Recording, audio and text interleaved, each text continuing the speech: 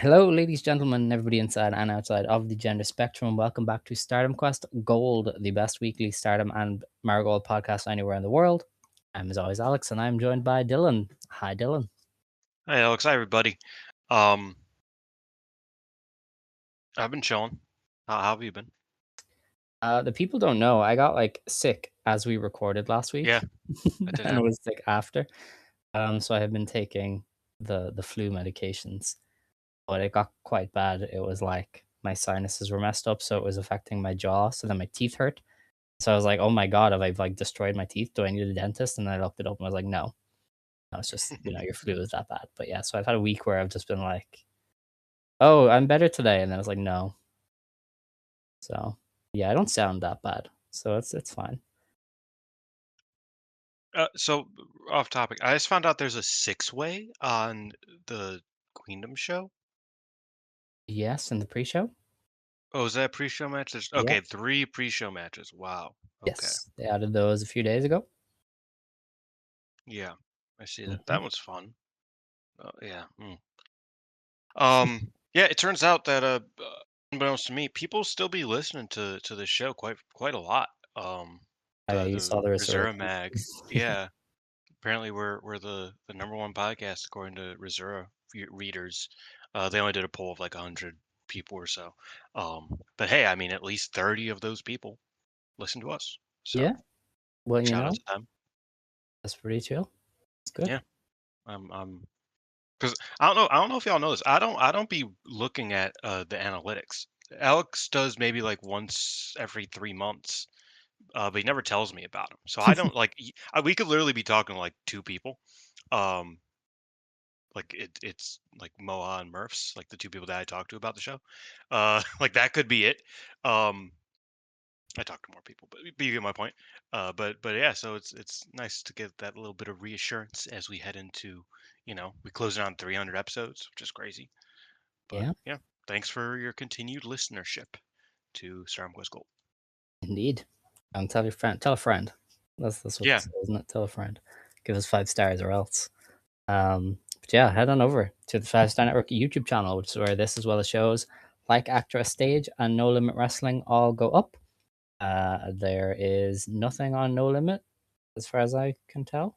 oh yeah, we're recording Best of Super Juniors preview this week, so that should be out Okay, next week, very good. hopefully. And that is all the plugs. I don't know when Actor Stage is back. I feel like they're due a new episode, so go bug Velk about that if you want. Um, and I can't remember what else is on there, but thumbs up. So we're gonna start with Marigold this week, just to get that out of the way, so we can take a full head of steam at Yokohama Arena later.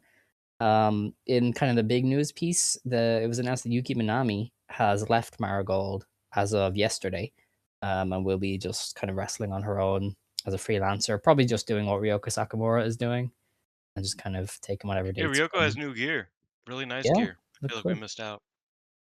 Yeah, it's cool. Um, I don't want to do the whole like Marigold Sky is Falling thing because we kind of did that like 3 weeks ago for some reason. Do When it most weeks. yeah, when Utami Iono was announced, we were like, dude, this oh my god, uh, what is this depth? I don't really have anything different to say about Minami that I didn't say when she got injured.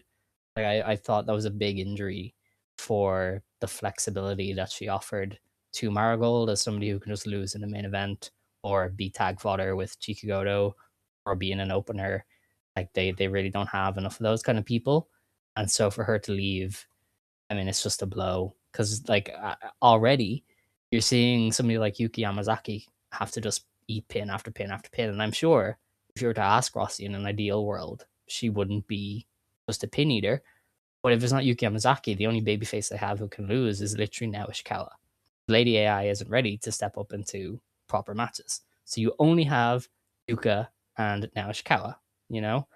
And that has a knock-on effect, obviously, for everything. So yeah, it's kind of a blow for that, and I'm sure Yuki Yamazaki is very upset that one of the jobbers isn't coming back. Yeah, I mean, it's just kind of I feel like it's bad in function and also bad in principle. Like it looks bad, it is bad, Yeah, like it's one of those situations where it's like it's very hard to find a silver lining here, outside of I guess like oh Yuki Minami wasn't probably gonna do much anyway. Like that's the biggest silver lining. But even that I think is like hard to say because she was developing a very clear like solid babyface underdog uh role. Like I felt like she could be that pretty well moving forward. And so yeah, I don't know. I don't know what this company's doing really. I even saw some Japanese fans mentioning that it's like it feels like it's been so long since there's been good news in Marigold. Mm, Like even like even if you like the company, I like the company. I enjoy a lot of what they're putting on. I'm excited for these house shows that happen in Sapporo. I'm excited to watch them as they come out in the next few days. But like just as a fan, there's not much to be happy about. Like they're not, it's there's not been much good news in Marigold in recent times, and it just keeps feeling like it keeps happening. I imagine that a lot of this, we kind of are pushing it onto Marigold, but a lot of it is more so like we're not going to stop our schedule for you. So if you can't accommodate to the schedule, then you can leave because you won't be getting paid enough, sort of thing. Because I imagine if you don't work the full start Marigold schedule, you get paid less, um, and probably be more effective to just do a per date deal. Probably like cost effective and health effective. Um, so I would imagine there are reasons, like things like that, semantics of like, oh yeah, that's why that is, why Yuki Minami left, why Ryoko Sakamura left. Obviously, that's a bit different, but still, um, why Naho left. Naho's a different story, actually. I that one, but you get she my point. sometimes gets tired, yeah. Yeah, but, like I mean, even back in the day, why Nozaki left. You know what I mean? Like Nozaki left Wave because she was like, I don't want to be a full time Wave wrestler. I'm not getting paid enough to be a full time Wave Mm, wrestler. I don't want to do all of the Wave dates. So she left. Like that was ultimately what happened after she got she healed up from her injury. I just think it's a bad look overall. Letting go of your injured talent is always just kind of like not a good look, even if it is understandable at times, mm, or if it comes from a place of like genuinity. And Marigold just they need a lot more goodwill than they are giving themselves recently. You know what I mean? Like I just feel like it's really hard because a lot of people look for reasons to hate on Marigold. And people were hating on Marigold because they got paid to do a Sapporo show the same weekend as WrestleMania weekend, and we're like, yeah, fuck paying for visas. We're getting paid to do the show. I don't care. Like people got mad at them and said that they are, um, subpar because they didn't run a Mania weekend show, which Mania weekend fucking sucks, guys. I don't know who has to break it to you. Like it's not cool anymore. Like I think it's towards really the time. lame. They could Especially really do less for that than, like, random tours, you know? and They they just should, always and do that's the that. right thing they should do. Like, I think maybe it's because it's 2nd year in Vegas and it's like, that sucks. Uh, Next year won't be much better. But, Mhm. maybe in a couple years, when it's, like, somewhere interesting or somewhere that, like, you know, more people wanna go to. Because yeah, I mean, like, Saori, I'm sure one day will do a Mania weekend show, or she did, but we'll do a Saoriism in America. I'm sure Marigold eventually will get over there, but, like, it's like we're just doing Vegas Part 2. It kind of sucks. Whatever, I digress. But people shit on Marigold for dumb reasons all the time. But one thing is that like when people saw this and they're like, dude, what's going on with Marigold? People who hate Marigold, people who don't talk about Marigold, people who don't actually care about what's going on with Marigold, they just want to be like, this company sucks. They were right. I hate that because they were right. Like, yeah, you should be like, what the fuck's going on, bro? This is crazy.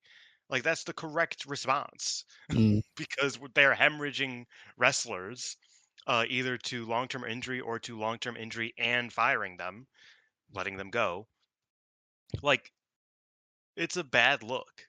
yeah. And Marigold needs much more good looks than Stardom does. I mean, Stardom can fire half their fucking roster, and people would still be like, "Yeah, but think about the lore." It's like they have it on lock. Marigold don't. Like outside of a fringe, couple hundred people uh, in the world, like Marigold isn't doesn't have that much goodwill. Like they it's difficult for them to be doing things like this. Um, yeah, and like you said, we don't want to get into the whole like, oh, they need more bodies conversation, because we have that conversation very frequently. But I did come to the realization while I was watching that Stardom show in Las Vegas that they should just sign colors. Marigold should just sign Saki, Rina, and Yuko. Like, Yeah. you have a great tag team there. You have a good vet that can lose. That isn't particularly bothered by losing. She doesn't like to lose, but like I've seen Saki lose a million matches before. Mm. Much more than most wrestlers who are at this point. What, like 15 years in, 16 years in. Um, I don't know, she was an old LPW, but like like Saki's more willing to do business than most. Maybe not sign them, but they should certainly like bring them in, because I think they could be very useful. I mean, I was telling you, like, I know you're not a big Saki guy, but like, if they want to make Gochika look good, have her beat fucking Saki. You know what I mean? Like, if they want to like push, like, that's the type of wrestler that I'm talking about when I'm saying like you need a upper mid carder who will never win the belt, but can prove other people, can make them look good, can put them over. Like Nozaki has been, and kind of can't be as much of anymore because she's all alone in that role. So you're just beating Nozaki over and over and over again. So they've kind of like let off on that. Saki would be a perfect addition to Nozaki, and yeah, I also just like Yuka and Rina, so I think they should be around. Yeah. Well, I feel like I can't. I think the optics of releasing another injured wrestler is just really bad. Yeah. Particularly when Rossi already has a problem with people thinking he's an evil monster. It is very difficult to defend a guy who is then like, "Oh, you tore your ACL? I get fucked," you know.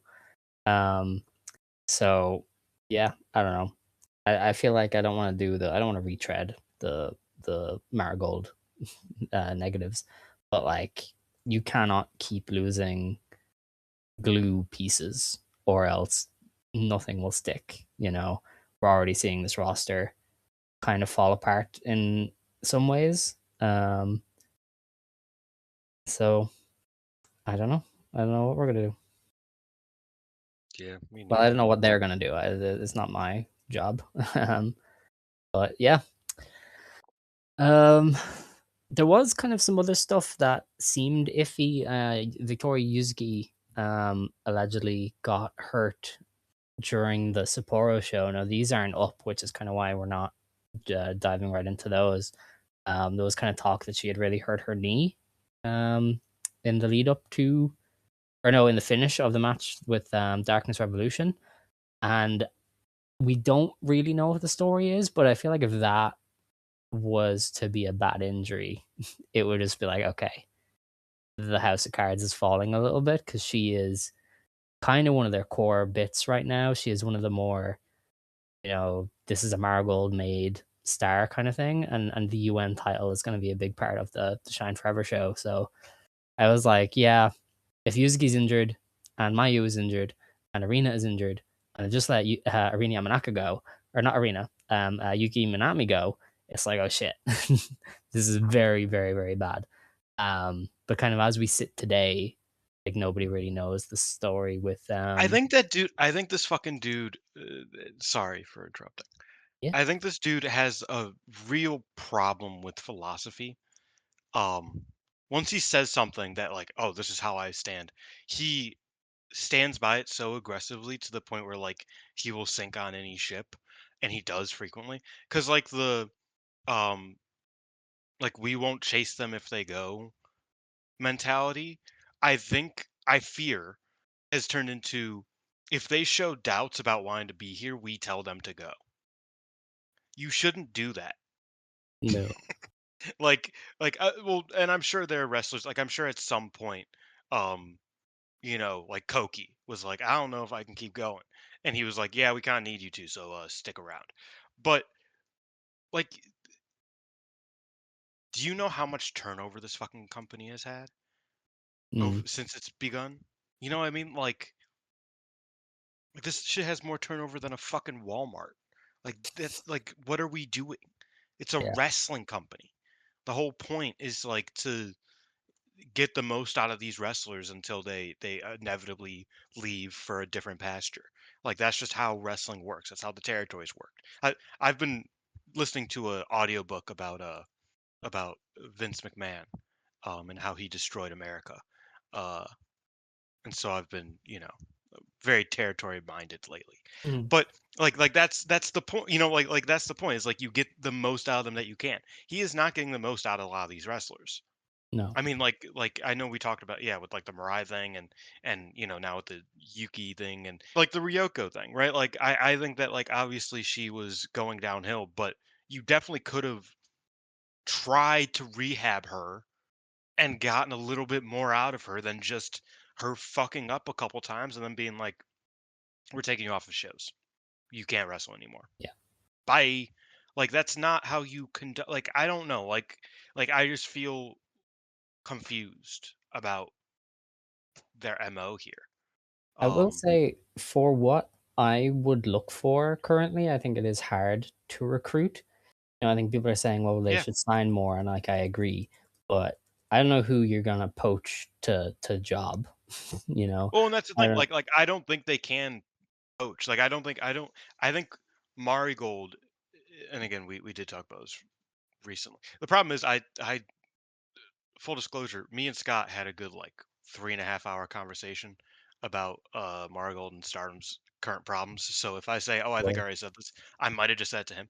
But like Um, when I say it, I mean specifically, it's very difficult to walk up to somebody in like TJPW and say, "Hey, do you want to eat pins in front of a similar number of people that with yeah. potential to work Mayu?" Like that is a very tough sell.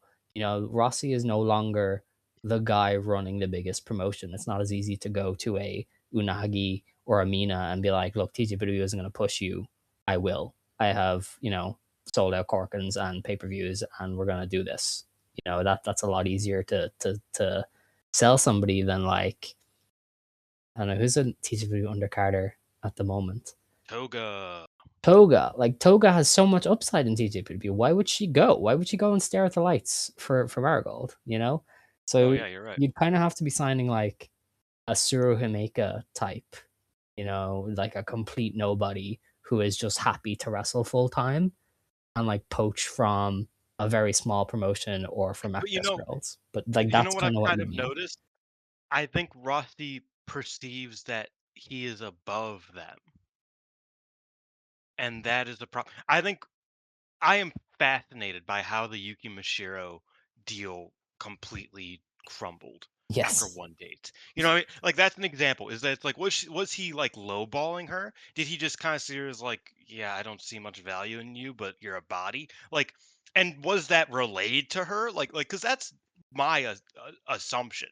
Um, or maybe fucking Stardom was like, "Hey, stop working there, and we'll use you at some point this year," which also I think is possible. Like again, I've said this many times that like early on, I think Rossi was much more willing to like be a bit more aggressive in the free agent market. Be a bit more aggressive in trying to get people around, and I think Stardom stomped him the fuck out. Like he wanted the Inabas, couldn't get them. He wanted Ano, he couldn't get them. He wanted Megan Bain, he couldn't get her because of AEW. But still, like he was way more like willing to be like, yeah, let's overextend trying to get these people to work here so that we can get this off to a good start. And he got stomped the fuck out. And now he's just completely unwilling to do anything. Cause it's not like he's picking up like, where's Coco? I know she's 14. I know she has school probably. I know she doesn't live in Tokyo. I know she can't be on every show. But like, have they done a show in her neck of the woods recently? I'm sure they have. They've they've been touring quite a lot. Like, why hasn't Coco been on a show since January 3rd? You know what I mean? Like that. Like I just feel like I don't know. I worry that this guy knows what he's doing anymore. I worry that he's lost his like perception Well, because I've said for a you year know now he lost the juice. I'm just yeah. glad people are catching up. That's all. But I still think he is a good booker. I just don't think he has much to book, and I think he's just like, let's just run it back. It's like there needs to be something. Uh, I don't think he has enough playing pieces of the variety that he wants, and I'm like, okay, so are you going to try to get them? He's like, no. I'm just like, then you gotta do more with what you have at the very Mhm. least. Like you gotta be more aggressive. Like you can't just I don't know. It's you know Yeah. he's getting Jaguar Yakota apparently.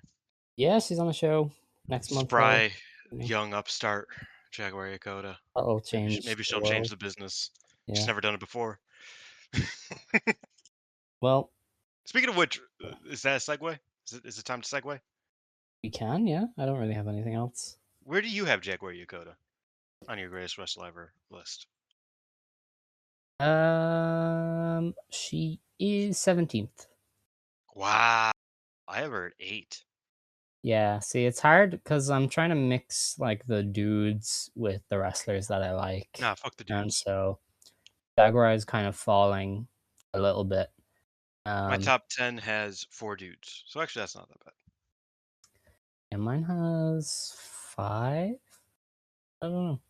See, you're about equality. I don't believe in that stuff. Yeah. Um, I'm kidding. Well, do you want to do that now or do you want to preview the Corkin? Have you forgotten Oh the shit, the Corkin? Korikens this weekend. Yeah, no, we could do that. My Yeah. bad. Yeah, we're doing a. If you couldn't tell, we're doing a greatest wrestler ever segment. In between because we don't have much to talk about. As much as the Yokohama Arena is a big deal. Can't imagine I have much to say about the first half of the card. Um, Well, that and it's just fun because Marigold, we yeah, had a portion time for Marigold All Marigold, Star. and then Yeah, the shows aren't up until Thursday. So thanks, Sunny or Wrestle Universe or whomever that did that for us. it's Wrestle Um, Universe these days. Yeah. yeah, probably. And so on the 25th of April, Marigold is at Korakuen Hall for what I think is a pretty solid looking card. Like, I know some people were a bit low on it, but I think given where they are right now, I quite like this. We open with Nagisa Tachibana taking on what possibly the newly renamed The Lady AI. Was she Yeah, always I the lady? I don't think so. I Hmm. noticed that yesterday when somebody referred to her as the Lady AI, Yeah, and I was like, when did that become a thing? maybe they got sued. There's no way they got sued. Well, actually, there is definitely a way they got sued. Um, no, they'd have to put that up. Remember, Yeah, like that's their pinned tweet still. They're like, that's yeah, pretty funny. sorry, Stardom. Yeah, no, that's crazy. I don't know. Has it always been the Lady AI? No, it definitely wasn't. That's definitely new. I can't find any of the match cards because I'm on the website. Oh yeah, The old no, the we old were, match cards. But yeah, yeah, no, we were fucked. It's fine. It doesn't matter. Nagisa Tachibana is winning. We're just yeah, stalling. good for her. Yeah. Um. She should challenge. Oh yeah, Mayu's hurt. See, like this is what I mean. Like we're. She should challenge Yes. Mayu though. Dude, I've never been more right than when I said Mayu should not have the Superfly title. Just Oh, saying. like I've been okay, brother. I've been over it for a couple months now. Don't get me wrong. Like, after she beat Komomo, I was like, I know Komomo couldn't beat you, but she probably should have. Like, just from Mm, like who should be champion right now? She definitely should have. And I've been proven more right about that since then because Komomo has been like the fucking shining star of the company. So yeah, yeah. she should have a belt. Okay. Our next match is Naoshikawa, Megaton, Hummingbird, and Komomo Manami versus Nagisa Nozaki, Misamatsui, Chiaki, and Rei Seto. I would assume this is just a standard Darkness Revolution win. I don't see how anybody on the other team getting a win could lead to a tag title match unless they did now and the bird. Um, like that could happen, I guess. I But could see that, but I have doubts that that'll be a thing. Yeah. yeah, because they have a face show I think soon, but then they haven't really been putting that much effort into the face Yeah, but events. I think that like building to a tag title match using the face show makes enough sense. Um, Possibly. like I think the face show Yeah, you're right. Face shows don't have that much behind them, but I think they have enough to where somebody can challenge for the tag belts. Like, and be like, "Hey, I want a tag title shot." You know what I mean? Yeah, well, that would be on. Am I lying? Do they not have one? You tend to do that. Yeah, no, it doesn't You're a look like they Weasley have one. little liar. I thought they had one in May, but I guess not. So that's on me. Oh, they're running the new venue in Tokyo. That's what they did. They are. They're running that Yeah, no, that's nothing. a new spot. But yeah, no, I don't think they will do that. Okay, my bad. I lied. Sorry. So yeah, that's probably just Darkness Revolution winning and keeping them fresh in case they win. They need them for like the 3D title situation. Yeah. 'Cause I'm still kind of expecting those belts to get vacated, honestly. Um, we then have Mai Sakurai, Natsumi Suzuki, and Shino taking on Syoko Kashino, Yuki Yamazaki, and Momoka Hanazono. Is there like a bit here? It's Um, like an Osaka group? Yuka's not yeah, from so Osaka, is she? yeah, she is. She's the Yeah, she is. mad Okay, yeah, so dog it of is the Osaka. Osaka group. Oh yeah. Okay. Naniwa, but Uh yeah, See, so I didn't know Nanawa was in Osaka. Come on. Yuka is anti old women and Yes. Shino. So I guess. And so she recruited a bunch of Osaka peeps to See, help I her feel out. like this could be a win for the Syoko group, and maybe this is your Korakuen main event next month because they do have a Korakuen. I'm not lying about that. They have one Oh like no, a I week no. before the pay per view Okay, pause. I think this could be a win for the Osaka group, but why would they run it back in Osaka? Or why wouldn't they run it back in Osaka for the belt? because they Well, don't not run do it title back. matches in Osaka. Arena's hurt too. Fuck. Yes, that too. Oh my god. I'm forgetting how fucked we are. Yeah, so like Yeah, the so they probably Syoko can't do it in payoff time for is the her. Osaka. They wouldn't do it Uh, there anyway. They'll probably they run it should out do it Korakuen. there. Oh, they have a Osaka box at the end of May, which I don't know if you'd wait a month, yeah, so touche. could be Korakuen. That's the only reason I could see Hanazono being brought in. Like they like Hanazono, but not this much. But if she's just there to add for a 3D match, I could see it. Yeah, I mean, I could see them get a 3D Either match. she wins and challenges Megaton for that junior belt. That seems like something they would do. That'd be beast. Yeah, I guess. I don't know. I mean, the Osaka trio probably wins. That's just my guess, anyway. Um, our next match then is the first of four singles matches in a row. Victoria Yuzuki takes on Maddie Morgan in a match that I'm quite Maybe. looking forward to. Um, for those who are unaware, by the way, over the past week, Angel Hayze and Maddie Morgan both posted that they have been uh, offered WWE tryouts. This isn't like they were the only two picked. WWE offered like so many tryouts to people in Europe, so they must be doing them during their tour here over the summer. But yeah, quite likely one of Morgan or Hayes is going to be signed before long. So enjoy them while you can. But yeah, I think Yuzuki wins this one. I'm assuming she wrestles. That is. Yeah. I think the bigger question is if she can make it. Um, Yeah. I that's assume that's if it was bad, they would have announced it. Because if it was like if it's a knee no. injury and it's bad, she is vacating that belt. I think they would have said it. Yeah, that's a good point. But I don't know. Maybe they're just waiting it out, which is never a good thing. But given Marigold's track record with injuries, would you be surprised? Touche. Um, let's see. We then have Koki Amare taking on Chika Goto in a singles match. Um, I think Koki's gonna win. They see Koki as the one worth investing in currently. I think I think you're right because of the way they've kind of built this. It's like okay, so Go Chica's like I don't really believe you. I think that you low key like don't get wrestling, and I think that you are scared, and I don't feel the passion within you for the sport.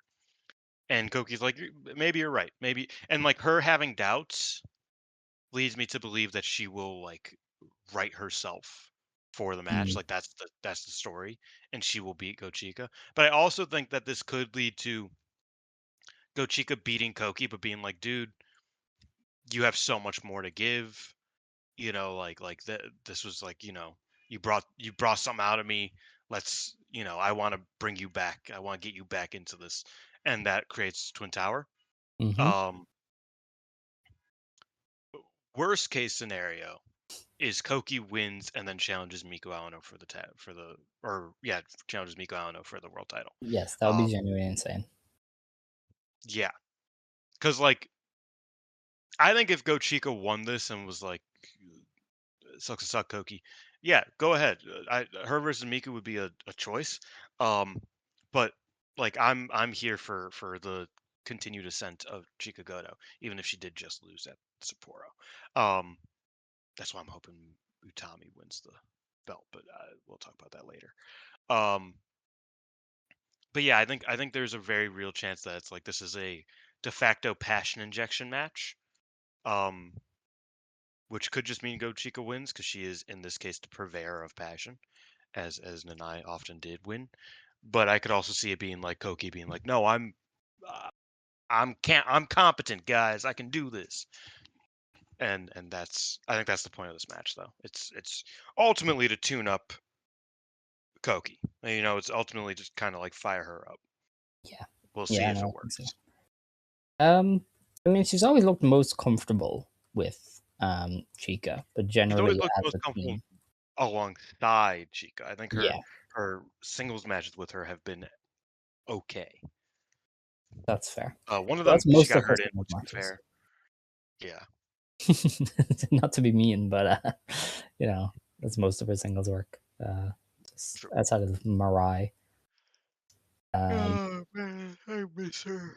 Yeah, that's fair. But yeah, this is definitely a match that will lead to something. I don't think they're booking this just in a vacuum. I feel like there has to be an end result for it, especially with them being attached to the world title picture.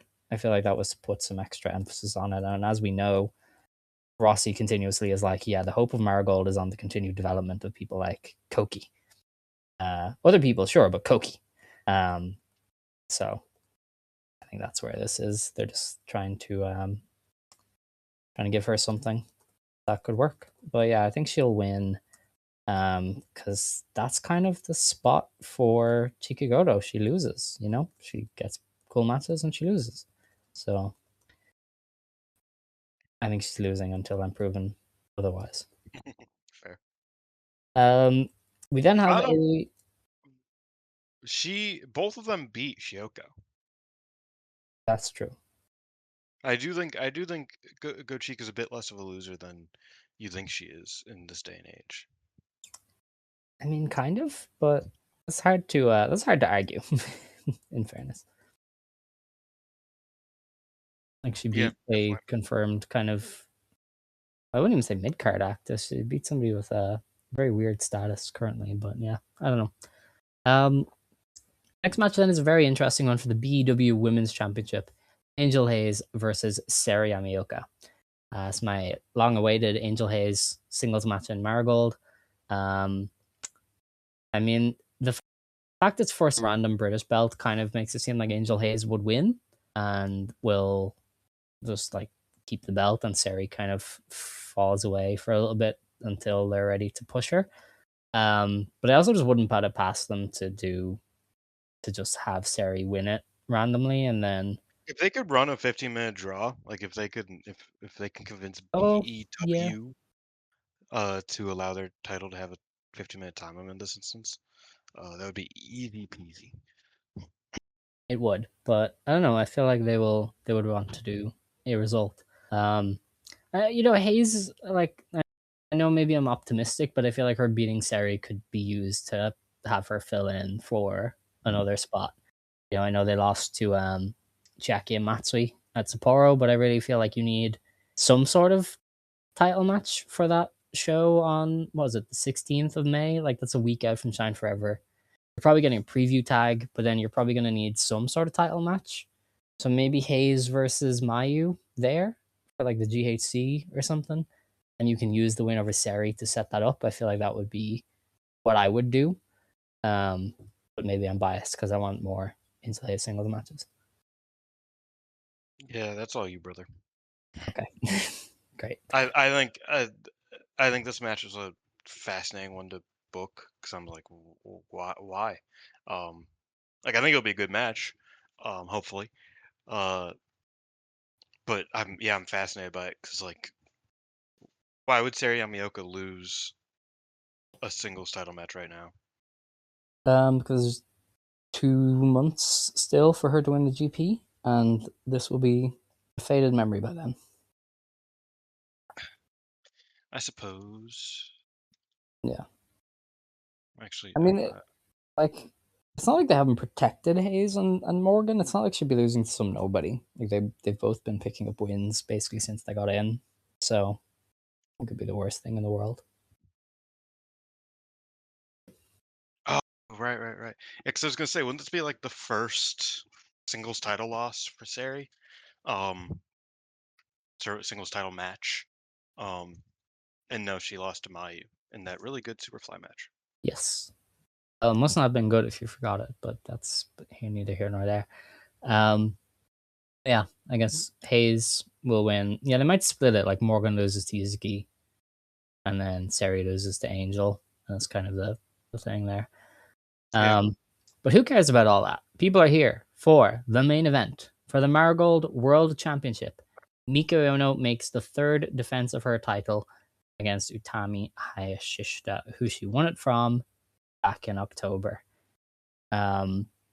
It's very not Rossi, this match. I have theories that Utami has kind of silently been booking herself all year since the Syoko match, where I was like, that is the peak of Utami wanting to just wrestle somebody like Syoko and Korakuen.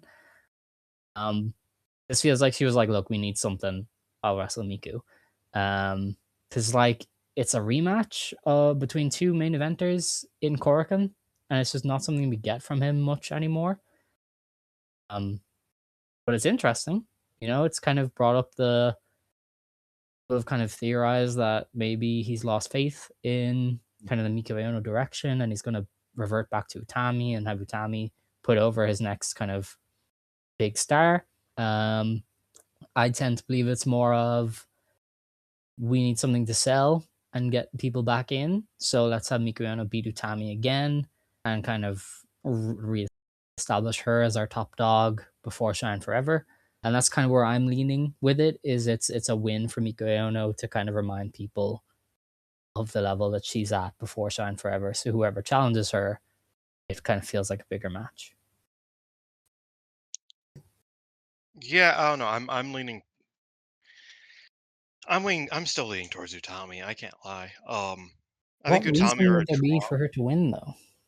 because I think Utami can put over any of like the 3 or 4 next champions, like realistic champions, So could much Miku. better than Miku can. I I don't know about that. Um, plus, Miku's it's just entire time in Actress Girls was her carrying like actresses and idols to the best work of their career. How could she not be the best suited to put over Seri or something? I just don't know if she is. Like I think Utami did a crazy job putting over Miku, and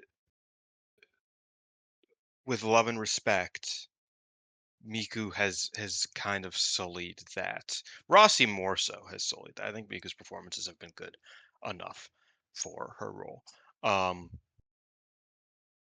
but I don't know. I just have this itch. Like I have this feeling that Utami is better suited to hold the belt, for the next couple months. Um,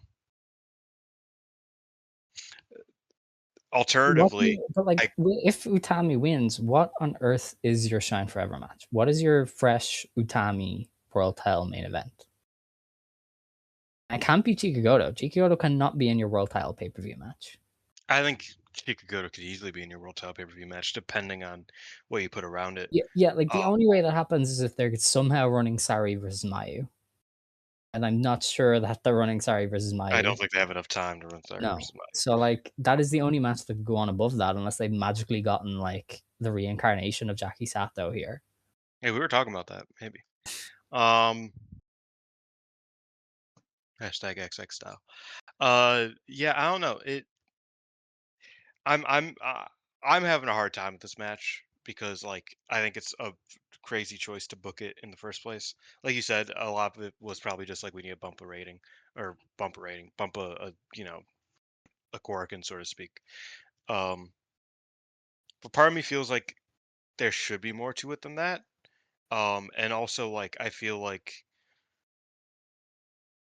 I'm having a hard time seeing where Miku Aono goes from here, regardless.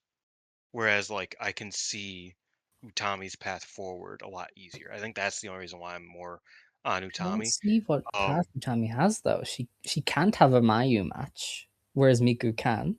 she certainly Like, can have that's a the mind. biggest I one. don't think I You don't think cannot that. draw with Mayu Utami again. Like, this is not gonna work as a pay-per-view match. Whereas Miku and Mayu, that is a first time ever ace versus ace kind of match.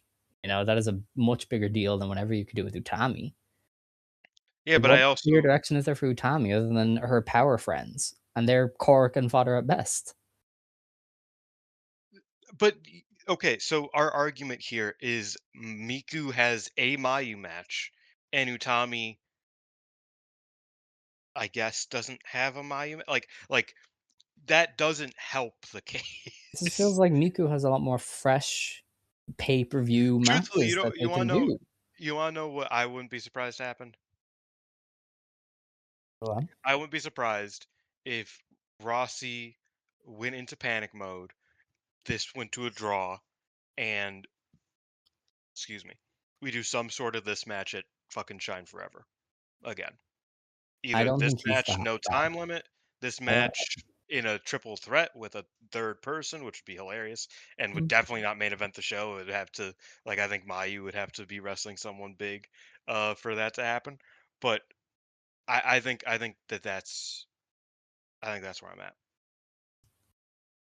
uh, I guess. I Because don't like think he's that booked. I think I he's literally just gonna be like, "Look, Utami, you can lose."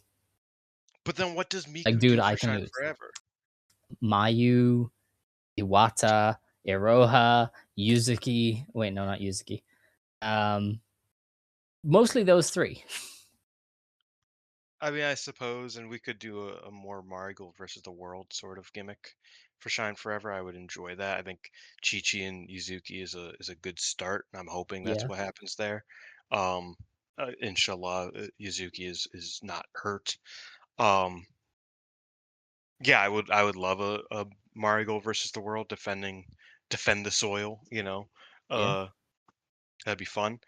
But I also I don't know. Like I hesitate to think that he would even go for that because he's so stop start with that sort of booking.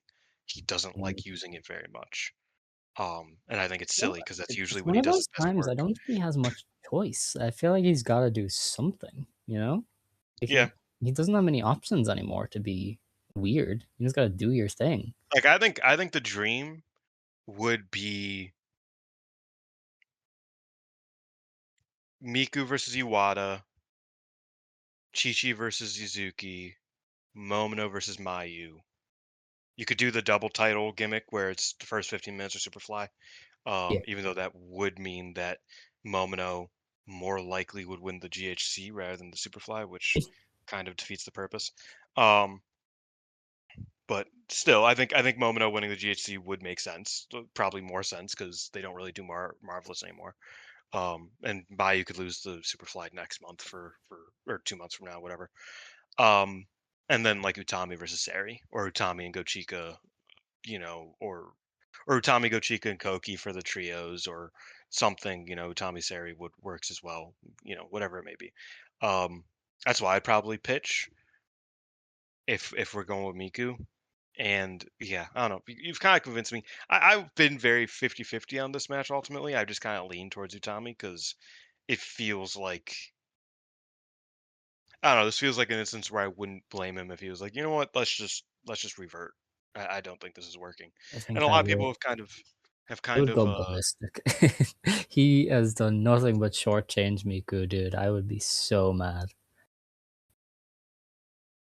I don't know, man. You said something in the Discord a few weeks ago. You were like, how could Miku be the boring babyface ace? And I was like, I watched her in Actress. I liked her, but wasn't that always her thing?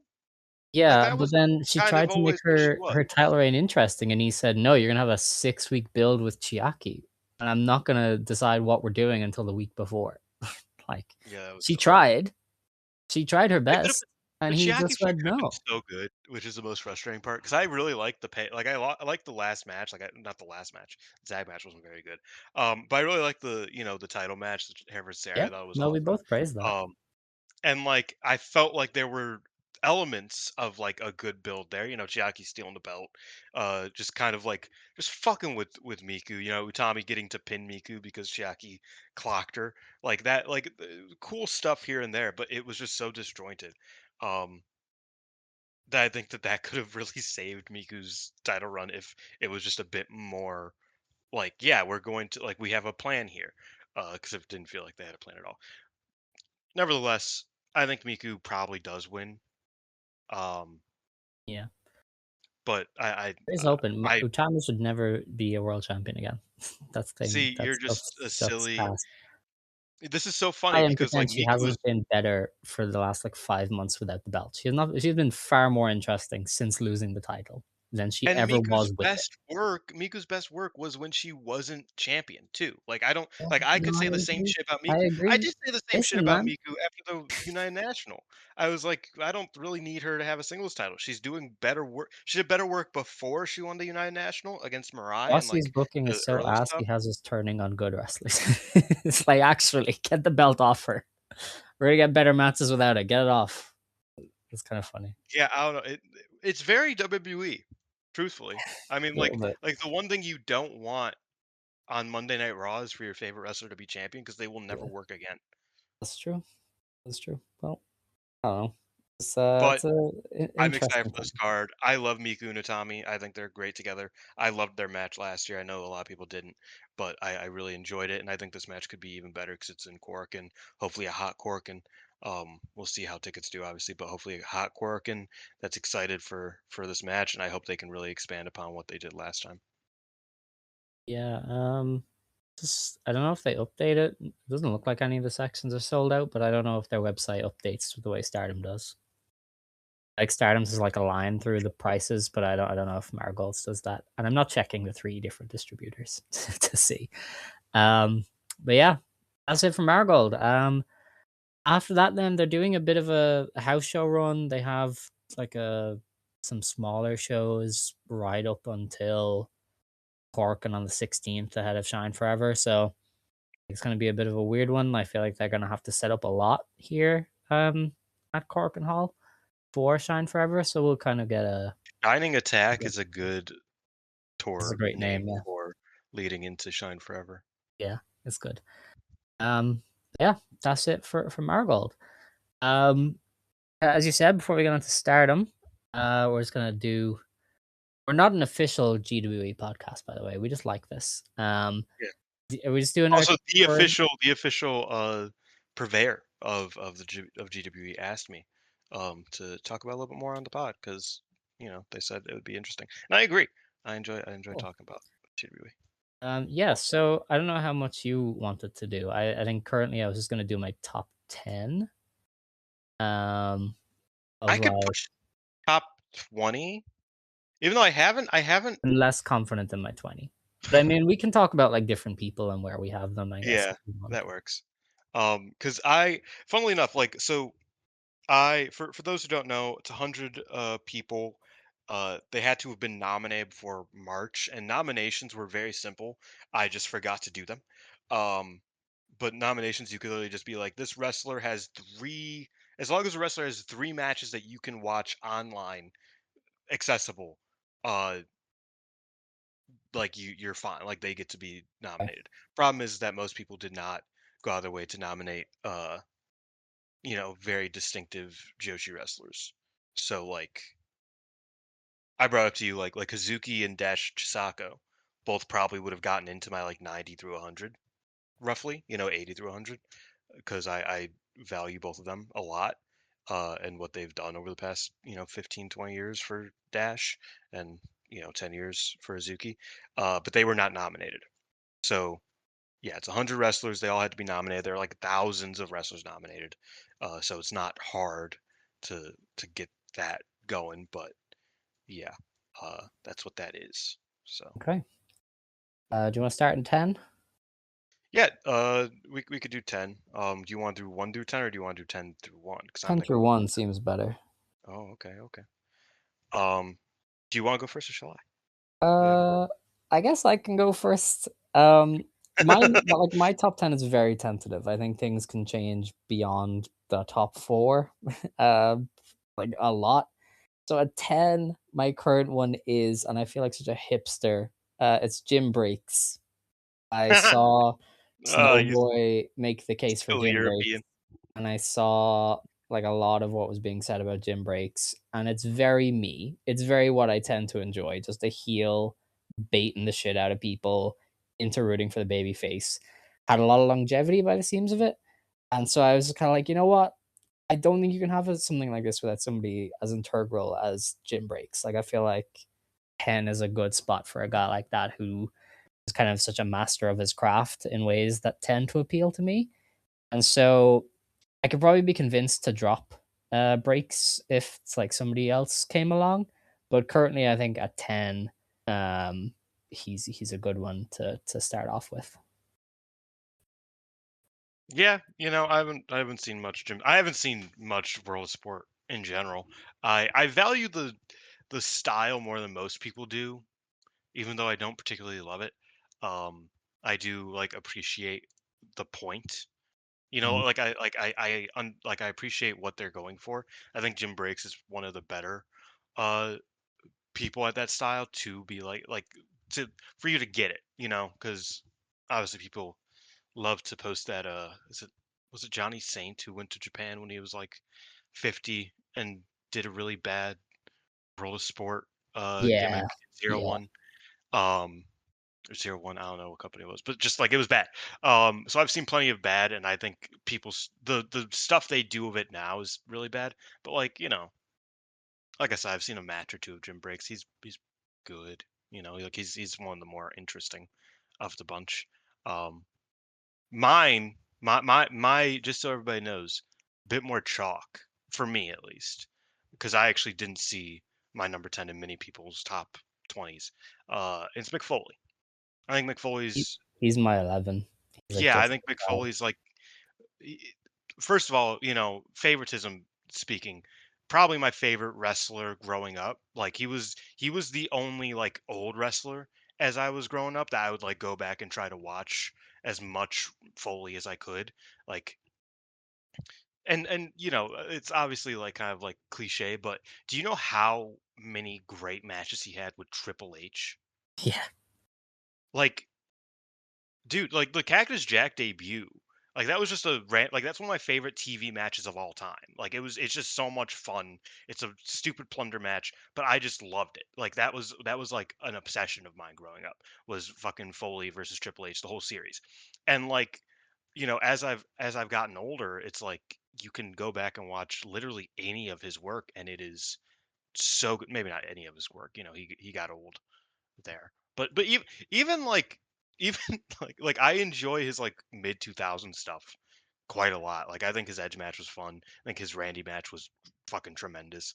I think that Foley is a deeply underrated wrestler mm, because he just like was so great at exactly what he did for so long, and he was such a fundamentally unique wrestler that I just adore him. He has one of my favorite matches of all time against Shawn Michaels at In Your House Mind Games.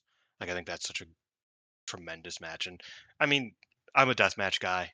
So like I watch, his King of the Deathmatch run, and that's so much fun. I watch pretty much any of his work, the just him being a psychopath. It's so much fun. And I know like Greatest Wrestler Ever isn't taking into account promos for the most part, because that kind of would throw things off quite a lot. Yeah, Um, but like he's a great promo. he's like again, my favorite promo probably ever. You know what I mean? Like he's probably my favorite promo guy ever Mhm. because he's just so good. So like obviously that doesn't play too much into the factor, but you know, if it that did, he would probably be a couple slots higher too because he's just I adore him and I think he's great. Yeah. No, I agree with Foley. He's like a very close to top 10 for me, and I could probably be talked into it. Somebody like Breaks could probably drop out, or even somebody higher who you probably hate. Um, but yeah, no, he's an exceptional wrestler who could he could do like any style too. I think that's like he wasn't just a hardcore guy. He could just do your standard kind of He's just a sell. smart fucking Um, wrestler, man. I yeah, don't know, he made like people think Randy Orton was like the greatest shit ever. And yeah, Edge, and like so and so Edge is like mid as fuck, by the way. I'm sorry to like kill people's illusions. Edge is the most mid, like I top could guy never say that maybe ever. that was my grandma's favorite wrestler before she passed, so I cannot speak poorly on Okay. Edge, unfortunately. I will go Um, nice to Edge. I will be nice to Edge.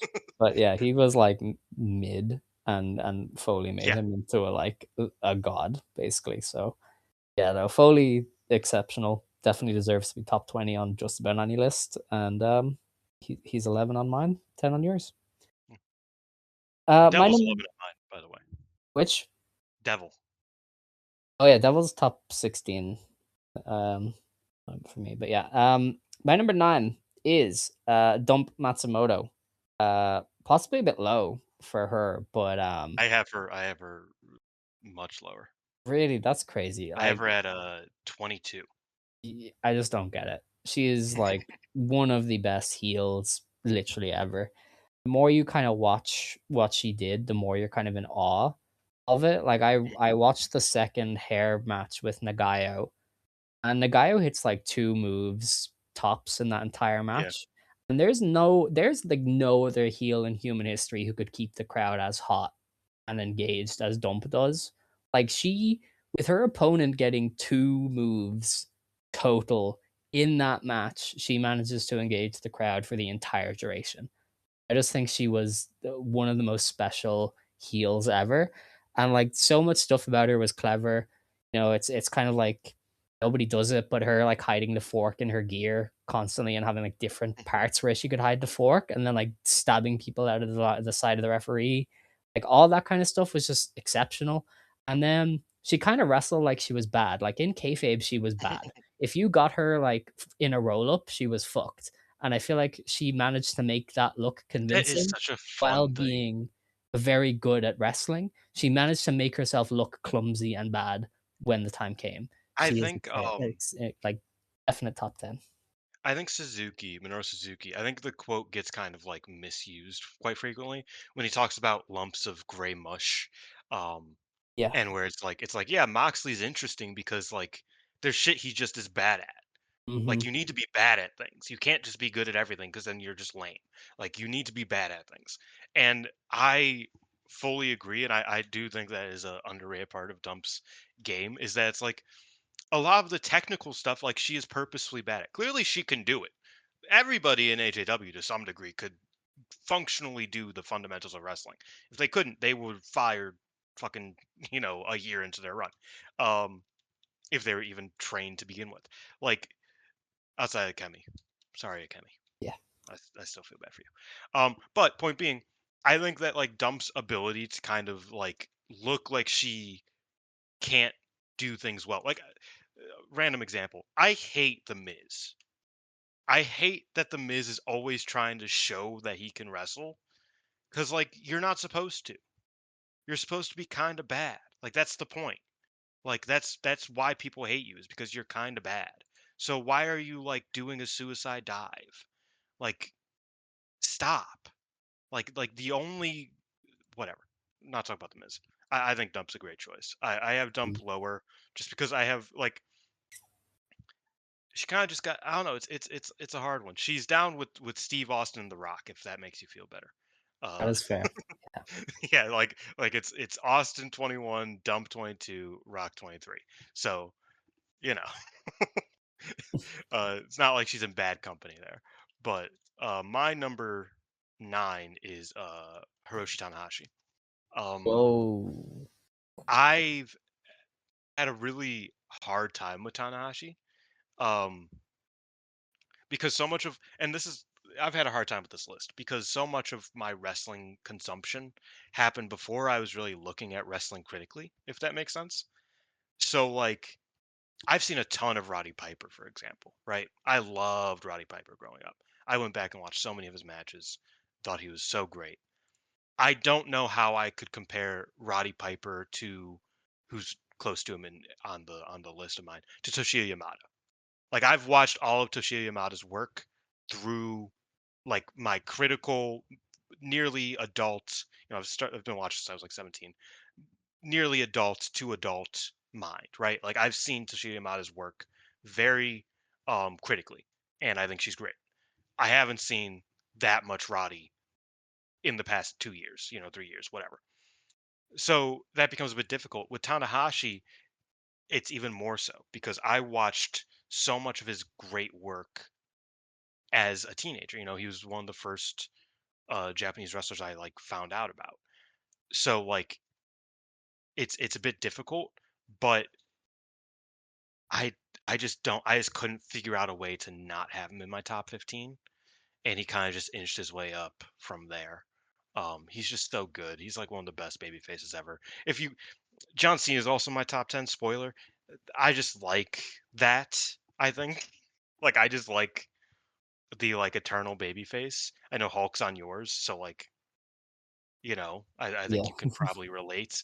Um there's just something so endearing about him though. And I think that is also a problem with Hulk for me.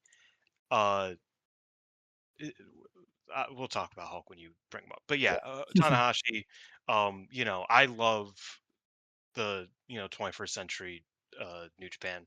I think a lot of like the dark era stuff was pretty fun. I think Tanahashi was usually the most enjoyable of that outside of like Nagata, and Nagata is also on my list somewhere. I want to say like where the fuck did Nagata go? I don't know. He's somewhere on here. Um, so yeah, I love Tanahashi. There's not much more I could say. I think that he was such an endearing baby face, and when he was being a dick, he was like the bane of my existence, and he has made me feel that to the utmost degree. So I really like him, and I think he deserves to be in top 15 certainly.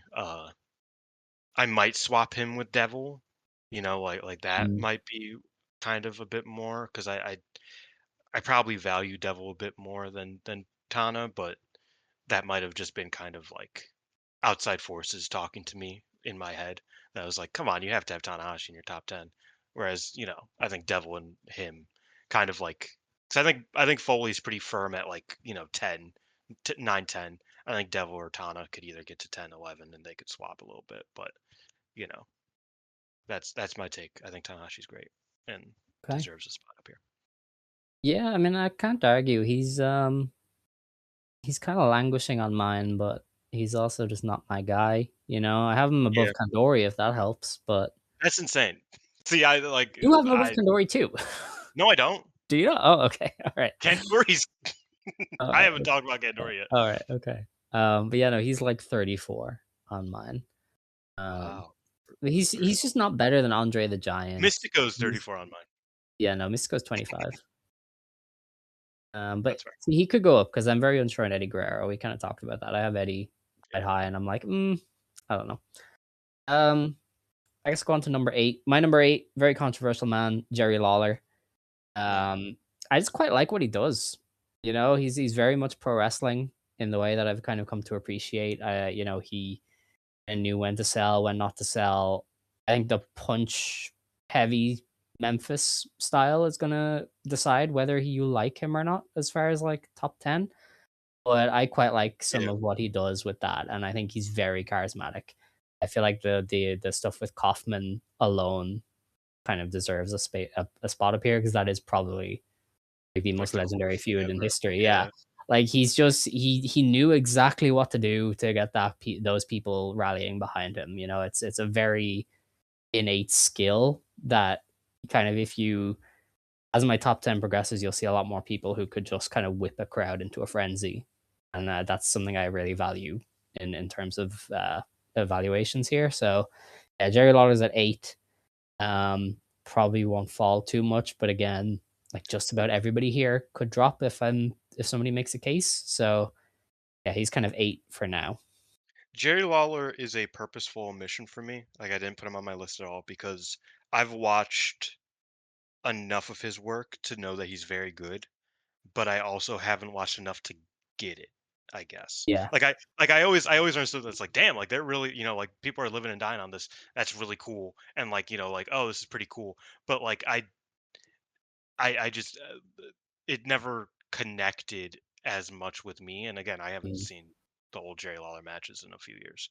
Um, if you guys couldn't tell, most of my wrestling viewing over the past like 4 years has pretty much exclusively been Joshi and a little bit of like Puro.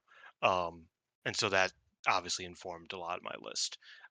Is just like the most critical I've ever been of wrestling, the most like thoughtful I've ever been on wrestling has mostly coincided with me primarily watching Japanese wrestling. Um, so I kind of omitted him just on purpose. Because he probably would, like if I watched enough, I don't think he'd be in my top 10. He'd probably be in my top 25 or 30. Uh, but I was just like, I don't think I like got it enough. Like Yeah. Terry Funk, I got, right? Like I watched enough Terry Funk and I got it. He is 15 on my list. Like that, like Terry Funk, I get.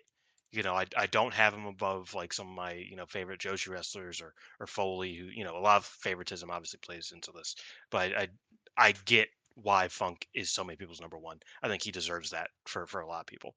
Uh, Lawler, I don't get. So I That's was fair. just like, he's good. I recognize he's great. Um, I just don't know where I'd put him, so I just kind of omitted him. Yeah, the Um, style is very particular. yeah, yeah, that's what I mean. Like, it's just one of those things. Um, but my number whatever was this 8 8. is Jaguar Yokota. Wow, okay. I think she like created the style that got so many people called the best of the world, best in the world Mhm.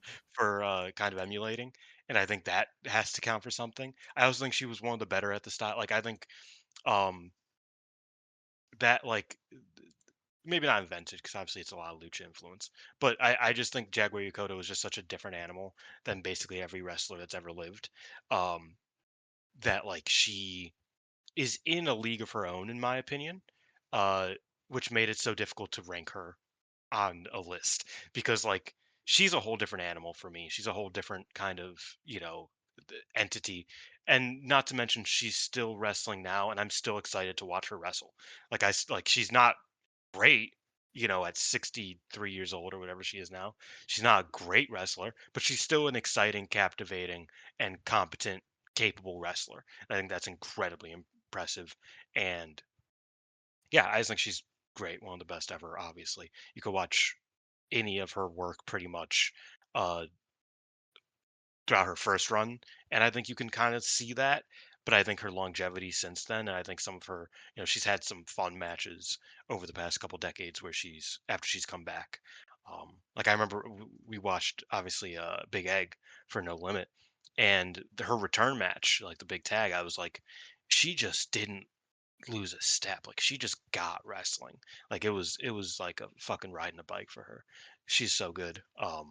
Easily one of the best ever. Like I'm pretty firm in my stance on Jaguar. I can't Okay. imagine she goes any further down. Might move up. Uh, like I the more I look at the men on my top 10, the more I'm like, maybe Jaguar can go up a little bit further. Like that's kind of love Yeah. them both. Love the two that I'm gonna like talk about coming up soon, but like that's kind of how I feel about Jagger. Okay.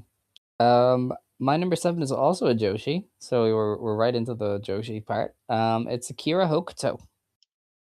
Wow. Um, Okay. she's a very hard wrestler to place, but ultimately, for a stretch, she was the single best wrestler of all time ever. You know what I mean? Like she has reached levels that literally nobody has ever touched since or before, you know? Um, and she wasn't that forever, which is kind of the only reason she's not number one. But I mean, the stretch with the Kandori matches alone, no most wrestlers couldn't have anything like that.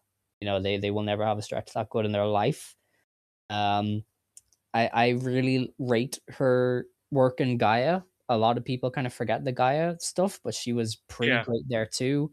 The Mako match is kind of the big one that a lot of people will look at as an instant classic. We have watched and enjoy her Marine Wolves stuff. Like yeah, this is a woman who was an exceptional wrestler for a long, long time, and just had one of the greatest peaks ever with the Dangerous Queen run. Like that is single handedly one of the greatest things ever. So I think the only thing holding her back is maybe the that her body was kind of destroyed very quickly. Um, but like it's hard not to put her this high, if not higher, just for the peaks that she was able to hit. yeah. I agree. Talk about it later. Yoshihiro Takayama is Oh, my number 7. Um, I think he is so fucking good. Like I like his run at the top in the 2000s is just he's a different level. I don't know how I could compare him to anybody. Like it's just he had this. You know me. I'm not a big giant guy. yeah. Like I am, but I'm not. Like I love Big Show. I love Andre. I think they're both very good, but I haven't seen enough Andre to again similar to you know Andre's someone that I will fully admit I've pretty Andre much was only awesome. Andre he was was awesome, awesome, dude. but I've Didn't he have the primarily Hanson? seen Wasn't his it him and Stan Hansen? And WWF it's stuff. it's just it's so sick. Yes, like but I haven't seen enough of Andre, in general, because Chris is constantly telling me to watch more Andre, but. Doesn't it ball? Yeah, he does. But Takayama is somebody that I absolutely adore. His top run in 2000s is just so cool. Like he's just the coolest fucking wrestler ever. And he kind of is one of those wrestlers with a bit of a shorter peak, because it is mainly like concentrated right in the middle of the 2000s when Puro wasn't at its finest. He was great in Noah, which I think Noah was the coolest company in the 2000s, which obviously informs my opinion a little bit. But also underrated part of his game, I thought his UWFI stuff was great. I'm Mm, one of the people who kind of likes UWFI style. I haven't like dove into it like Ash has. Like Ash has gone through every year, like every rings match ever. Like I'm mhm, not that deep into the style, the more uh shoot fighty style. But I've seen a lot of Takayama's work from UWFI, and I think he's so much fun in that role. And he has black hair, which is crazy. Uh, like that was such a weird adjustment. I was like, damn, I've never seen this guy without like being 300 pounds and have bleach blonde hair. But when I dove into that, I was like, this guy is just different. Like he's a different animal. Um, so yeah, I value his Noah stuff a lot. I really like his AJPW stuff, but I also think his EWI stuff really stands the test of time, more than people give it credit for as well. So yeah, he's kind of battling with Jaguar for that what 7. 10 9 8, yeah, that 7 spot because I just think he's so great. But yeah, Yeah. Shooters like him are gonna really struggle with me. I yes, think like my list compared to everybody else's, like they're all gonna be below Bianca Belair, you know what I mean? Like that's kind of where we're going here. Bianca did make it Uh, on my list. She low, but she's on Bianca's there. also on mine. Bianca Belair is Yeah. insane. My This is kind of an aside. My number 100 is symbolic. It's Daisy Hayes because I love Daisy Hayes, and My number she 100 is made me also miss. symbolic, because Is it we'll talk about ACH? huh? Is it ACH? No, ACH is No? on there. He's Oh, okay. 97. Which Right. actually also slightly symbolic because go on. When's Hogan? Where's Hogan on your list? Is he number 1? No, but Okay. it's a few more. Because I had ACH kind of where I probably would have put Hogan, but then I was like, "Ah, it's already in the 90s. Maybe I should just throw my dog a bone. Like I Yeah, I fuck with ACH where I fuck with Hogan. that's fair. That's what the list is for. Um, my number 6, people are gonna think I'm insane for this one. It's Emi Sakura. Um, That is kind of insane. I She's might out be here, the but that's insane. biggest Emi Sakura shooter alive. I think she is just exceptional. The fact she has been so good at what she does for this long in like every style you can imagine. She went to the US Indies and worked a US Indie match with Miyuki Takase, and it was the greatest shit that American people have ever witnessed. She has slowed down and gotten technical in Gato move in a little dentist's office and been just as engaging as any pro wrestler ever. She was a speedy little demon dying on every dive against Manami Toyota in 1996, and she was trading shoot headbutts with Risa Nakajima in 2010. Like there is quite simply nobody who has ever done all of that as well as she has done it. She is insane. I don't know why people don't respect her more for being this like 30 years of greatness wrestler. Like there's nothing she can't do. There is nobody that she cannot drag to the best match of their career. I think she like there is no like there is probably not many better workers on this than her. You know, like is Dump isn't better than her, and I think Dump's exceptional. You know, Bret Hart isn't better than Emi Sakura, and Bret Hart was awesome. Devil, I don't think Devil has a better career than Emi Sakura. Like Emi Sakura's career probably laps Devil just in the sheer quality of matches and quantity of matches. So maybe that's what is like leading me towards Emmy. You know, I love longevity as kind of like one of the big things, and she's just done it for longer than just about anybody at this level. So she's my number 6. I think people are going to be think that's insane, but when you look at what the evidence is, point me towards somebody who was this great for 30 years, and they can go above her. Uh, yeah, a little insane. I ever had a 43. I think she's That's great. that is. Have you watched her in the 2010s? Yes. What am I? Like, The fuck? come on. Of How could course, you I've watch watched her in the that 2010s. run? How could you watch that run and the Choco Pro stuff and not think she is much higher? There's a lot of great wrestlers, brother. Yeah, but none of them are this good. She is better. I I agreed with most of your sentiment. Um, I would have a hard time. I think Yonayama's better. I think that does kind of limit Emmy to some degree, because then I look at, well, where's Yonayama in relativeness to other wrestlers? Because sometimes it's hard to kind of like compare one wrestler to another. So I have to compare one wrestler to another wrestler to another wrestler, and so I think that might kind of limit her to some degree. Um, I will say you will probably dislike this. One wrestler that's like four above her, Saka Hirota. Yeah, she's 39. I think I have Hirota above Io Shirai. Let me double check. I don't. Io is 20 Yeah, so I have currently. Sakura Hirota at 45, which is above Stan Hansen, Dynamite Kansai, Chihiro Hashimoto, Jackie Sato, Jun Kasai, Io Shirai, Kenta, Arisa Nakajima, Steve Austin, Samoa Joe, and Name Giant a Baba. lot of my like 20 through 30 here. Yeah, no, I have all of them below Sakura Hirota. I also have Lulu Pencil on here. I don't know if anybody else is putting Lulu Pencil, but That's she's incredible. on mine. Lulu Pencil is literally one of the most She's interesting great. pro wrestlers of all time. Like I've never seen Yeah, anybody I've twist wanted to go back wrestling on its and head watch quite her like work her.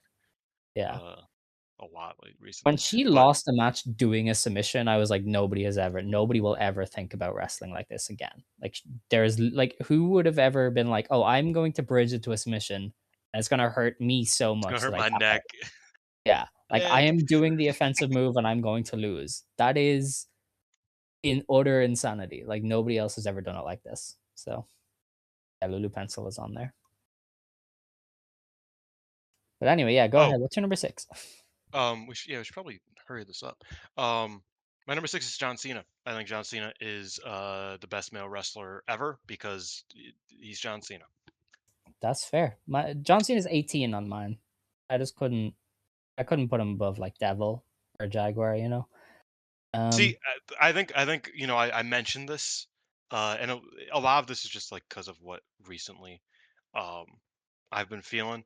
I've been watching outside of Puro, outside of Japanese wrestling. Been watching a lot of, 2000s, 2010s WWE. Yeah. Um, and Cena is just so much better than I ever thought he was, Mm. which is crazy because John Cena was my favorite wrestler for like a good 6 years there. Like, imagine how I feel now that I'm like, holy Yeah. fuck, he's way better than I ever gave him credit for. Like, I always just thought he was cool. Like, he's like fucking great. So that's my Cena pick. He's Yeah, just no, he's he's like awesome. that. Yeah. Number 5, Goldberg. D. Bill Goldberg. Uh, this is what pro wrestling is. This guy is pro wrestling. Nothing about it makes sense, and yet he is one of the most interesting and electrifying performers you will ever watch in a ring. He managed to turn like 3 moves into being the most popular man in pro wrestling, and I think that's an incredible skill. And his matches are genuinely fascinating. You know, the one with Hogan is awesome. The one with The Rock, when he debuted in WWE, is fantastic.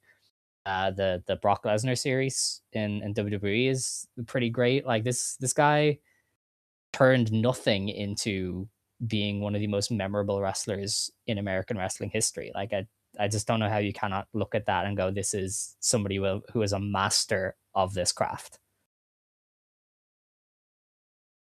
Yeah, I don't get it. I'm sorry. Like Goldberg, I get it, but I don't get it with Goldberg. Um, The match with Parka is literally one of the best matches ever.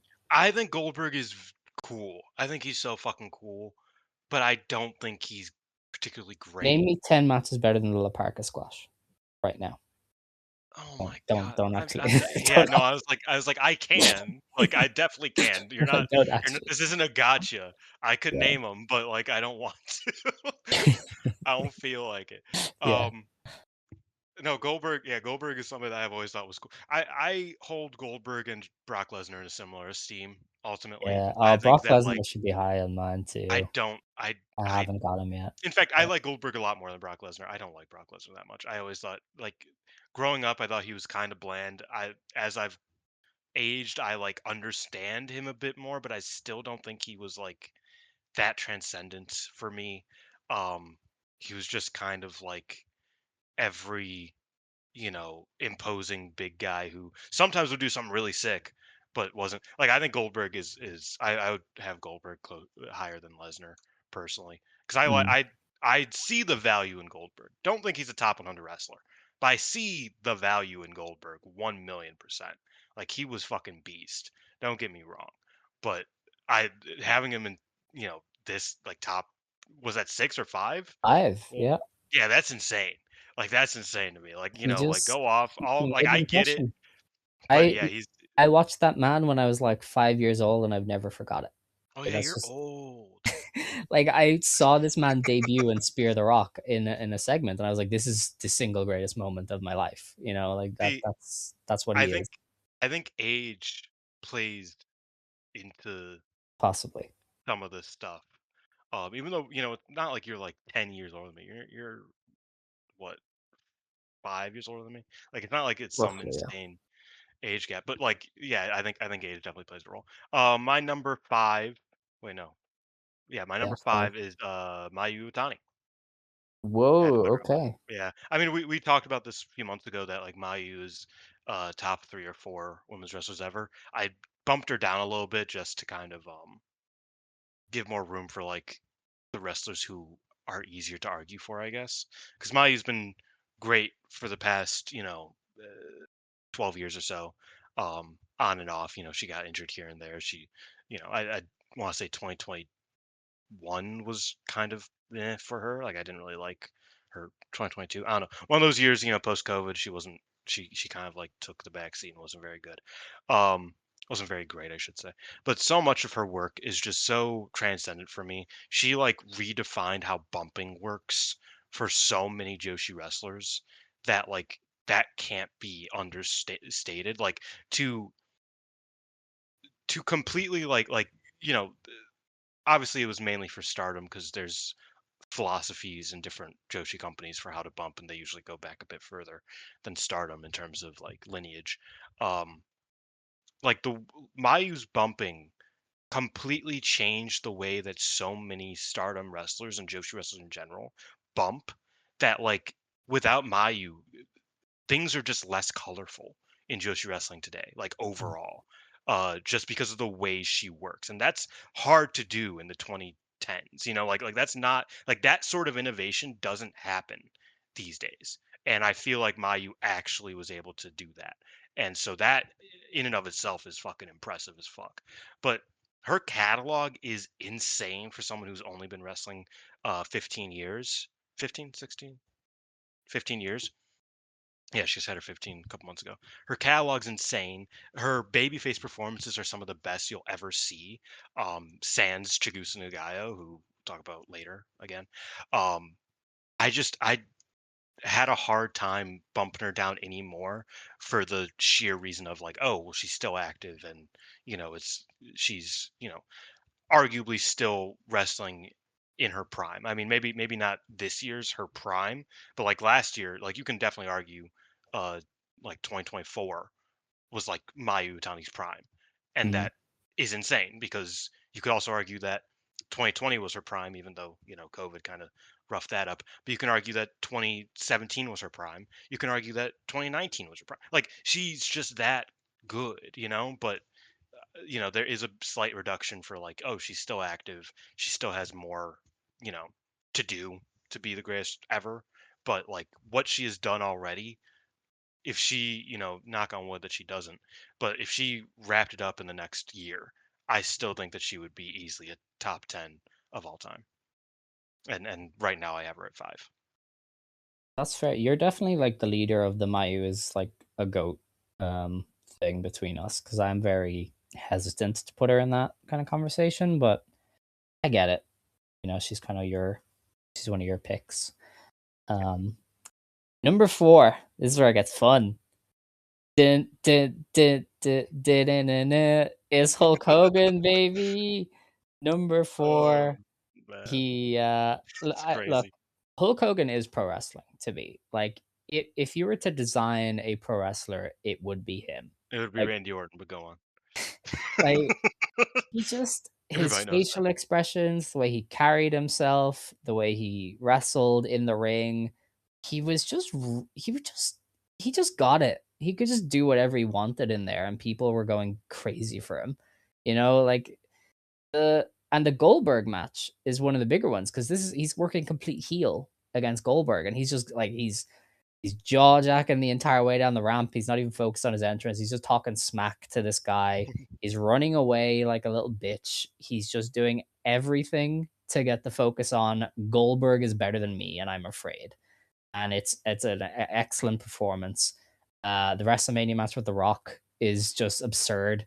They start with him being like the guy who ran away and left WWE, and he flips the match on its head midway and turns babyface, and everybody's just going with it. They just love him, and it's like nobody else could do that. You know what I mean? Like he had a way with pro wrestling crowds where would for the most part just do whatever the hell he wanted, and I feel like that is such a rare skill Mhm. that he had in abundance. Like he just knew what to do, when to do it, how to get people fired up, the timing of the Hulk ups and all that for the maximum effect. Like people give him shit for kind of being Hulk up, big boot leg drop for so long, I think but that's an it works. underrated. I think that like I think that works. Like Yeah. I Like, do why not would he hold it do more? against him. People lost their shit for it for however long he did it. So yeah, I think Hulk Hogan, just to me, he is pro wrestling. He is everything. He is the pomp and circumstances and the over the top nature and the brains and just all that. He is pro wrestling. So yeah, even going this low was absurd, but there's some great candidates ahead of him. Yeah, my thing with Hogan is I think it's kind of an age thing. You And can't it's play it's that card again. it's He was long. Oh, he was like the old guy by the no, no, time I no. came in. It's also a conditioning thing. So for starters, Hulk Hogan, I don't know if you guys know, is bad guy. So growing up, my mom would not allow me to watch Hulk Hogan. Like I Wow. was not Okay. allowed to watch. Like when he went to TNA, I was no longer allowed to watch TNA. Wow. Because she just personally thought he was a despicable human being. She's an early adapter with that. But also, I think once I kind of was like, okay, like I'm going to watch Hulk Hogan, it felt so unauthentic because he's a bad person that like and also I just thought that a lot of his work like growing up when I did eventually start watching him, I thought he was just kind of boring. Um but even still now, it's like I'll watch Hulk Hogan matches and I'll recognize that they are great. And I'll recognize that they're very, like that he has like this crowd like really, captured by him. But in a certain sense, I just feel so disconnected from his character that it Mm, makes it very hard to enjoy it and to appreciate it on the level that I think um it deserves. Like I said, I think that he would probably be in my top, like in my like 80 through 100 realistically. I truly do think, like, if I was being as impartial as possible, he would be down there with Takeshi Morishima and Kevin Steen, right? Like he would be over there. But it again, it's a matter of like, does it connect? And it just never has. I will say I did enjoy a lot of like the NWO stuff. mm, Like I'm with you there. I think that like the fucking like the Goldberg stuff was tremendous. Like there was just, I think, as a character and in terms of like you said, kind of like the in between stuff, the stuff that really matters in wrestling a lot of the time, he was so good at it. But it's so rare for me to sit down and like enjoy a Hulk Hogan match, because like a part of the enjoyment has to be an appreciation for how you know beloved he is, and I hate the fucker. So that becomes a bit hard. yeah. But I do recognize he's a great wrestler. He understood wrestler better than most wrestlers ever. Um, so I get why he would be in a top 10.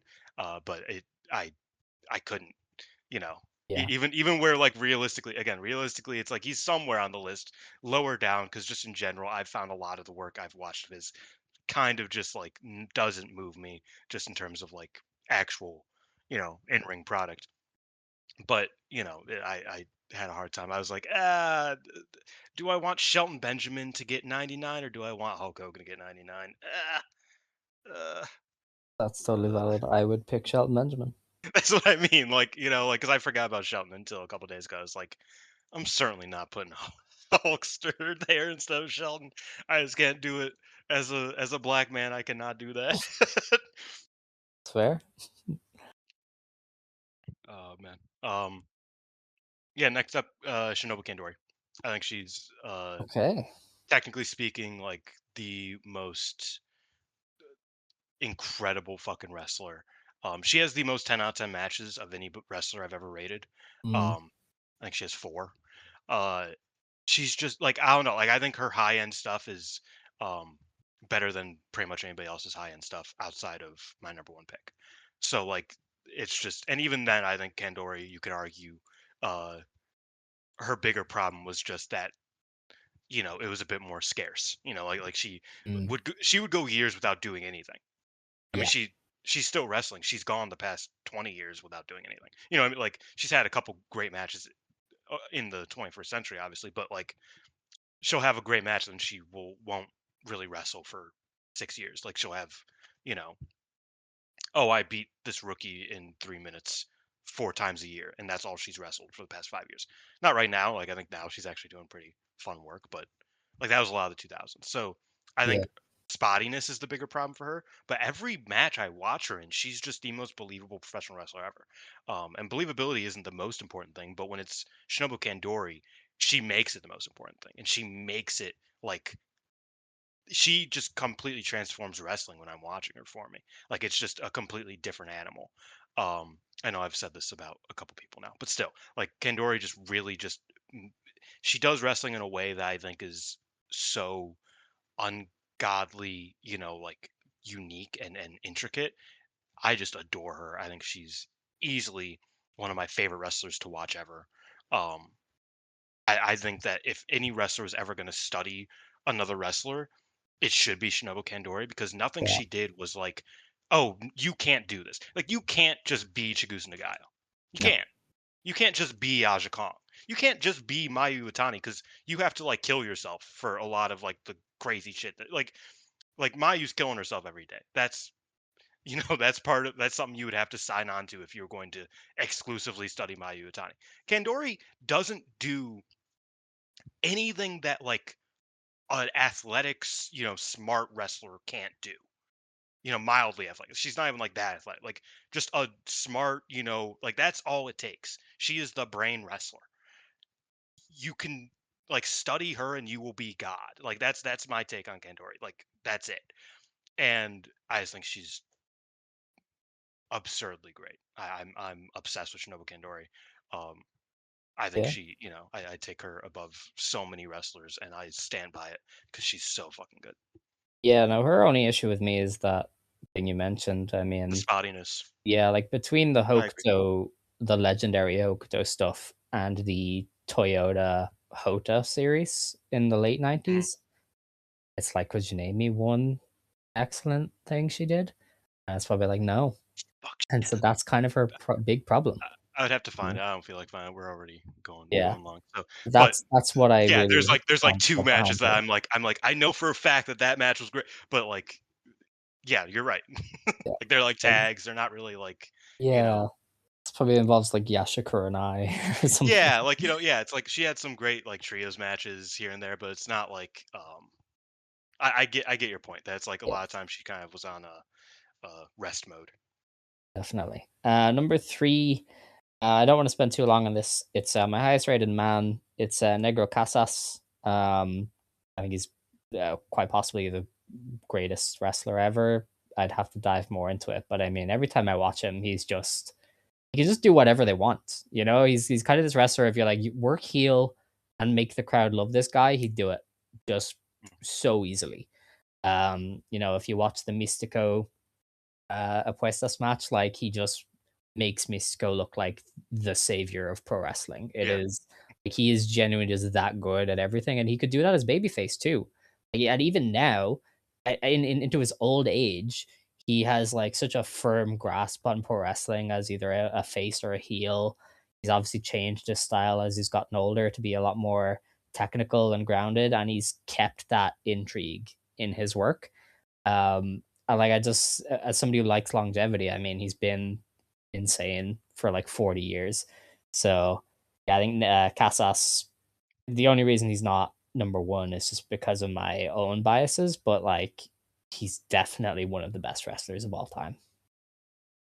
so yeah, I've only seen the Mystico match of Negro Casas. I think. Yeah, you've Yeah, kind of got to watch the Santo stuff, I think, and everybody yeah. recommends the El Dandy, but I've yeah. I've I've watched a couple Hijo del Santo matches. I really like him. I haven't seen him versus Casas, Mm, but I think he's cool because he's one of those wrestlers that I like didn't know existed until a couple years ago. I was like, oh, so there's like a Santo Jr. I didn't know that, and then I watched him. I was like, holy fuck, this guy's really good. yeah, Um, but again, I'm just not locked into uh, lucha enough to be like a strong enough spokesperson. I did have in my honorable mentions Brazo de Plata. Uh, mm, he's the best Brazo in my opinion, and I think the Brazos were awesome. Um, my number three is Aja Kong. I know, boo, boo. I know. yeah, Um, yeah, no, she's fucking great. She's, like the most like enduring wrestler of all time. She's the Iron Woman. She's great. I haven't seen her much this year. The second match isn't out yet, is it? no, Yeah, sure. That match was great. Had a great match last year. Had several great matches last year, and had great matches in fucking 1990. She's just like that, right? Like, Aja's so good that her tag partner Bison Kimura is in my top 60. Partially just because they were so good together. Like yeah, just because they just clicked on such a level that like and Aja's one of the greatest wrestlers to ever live. That it just made Bison like level up and it forced her to be a better wrestler. And she is in the top 60 primarily because of that. I liked Bison single stuff too, but still, like a lot of the reason is because of Aja force like pushing her to be as good as she got at her peak. Like Aja, and that's before Aja even peaked. Like Aja is just such a ungodly great wrestler that it's hard to even put into words. I mean, she's been great in every decade since the '90s.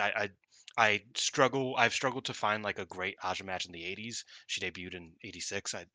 Her early stuff, like the early Gokumanto stuff, was a bit spotty. Like I didn't think she was anything crazy, but from 1990 onwards, like she was just like such a insane wrestler.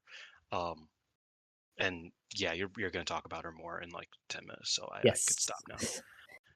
Yeah, my number 2 is, Tsukutsu Nagayo.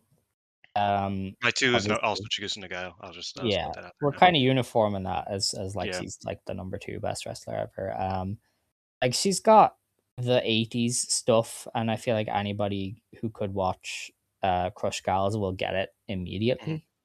But what really takes the cake with me is how she kind of reinvented herself. You know, she came back with Gaia Japan, and she was now bigger than a lot of the wrestlers, and she just kind of leaned into that and became a much more powerful brawler. I was very effective at it. You know, she wasn't like lacking because she changed. mhm, She had some of these like really interesting Gaia matches where she would just murder rookies for like 90 seconds. So you're like, this is some of the yeah, most cool, like memorable pro wrestling ever. Um, so I feel like the fact that she was able to just completely flip what she was on its head and still be a top tier pro wrestler is kind of insane. And so that's kind of my big Nagayo talking point. Like I think the Crush Gal stuff is obviously huge in its own right, but what makes her so special to me is the Gaia Japan and kind of how she mhm. moved with the times and was able to reinvent herself so successfully. No, I agree. I think that like I think it's very hard with the Crush Gals because Asuka is my 15. Um, because I adored Linus Asuka. I think on so many days, Linus Asuka was the better wrestler between her and Chigusa Nagayo, especially in the Yeah. '80s. Um, and there are certain days that I'm just like, man, I wish Asuka got as much love as Chigusa did. But then there's other instances where it's just like, yeah, well, but Chigusa Nagayo is the most like undeniable wrestler of all time. Like that's like she has the Hogan effect, but I would argue even more so because that motherfucker was not did not have even the motion Nagayo had amongst such a feverish demographic like the like teenage women. I mean like she was Nagayo, the way that she was moving, she was literally like the biggest pop star in the fucking world because of just her ability. And I think that her high end stuff in Gaia was incredible, and I think that her low end stuff in Gaia was funny. So like I'm chill. Like the worst Shikusen to Gaia was at least funny bad. Uh, like I still insist that like Zero versus Super Heel Devil Masami is the best match or the worst match from two like all time great wrestlers I've ever seen. Because it's really fucking bad. But most of her shit literally transcendent, just on a different level. Yeah.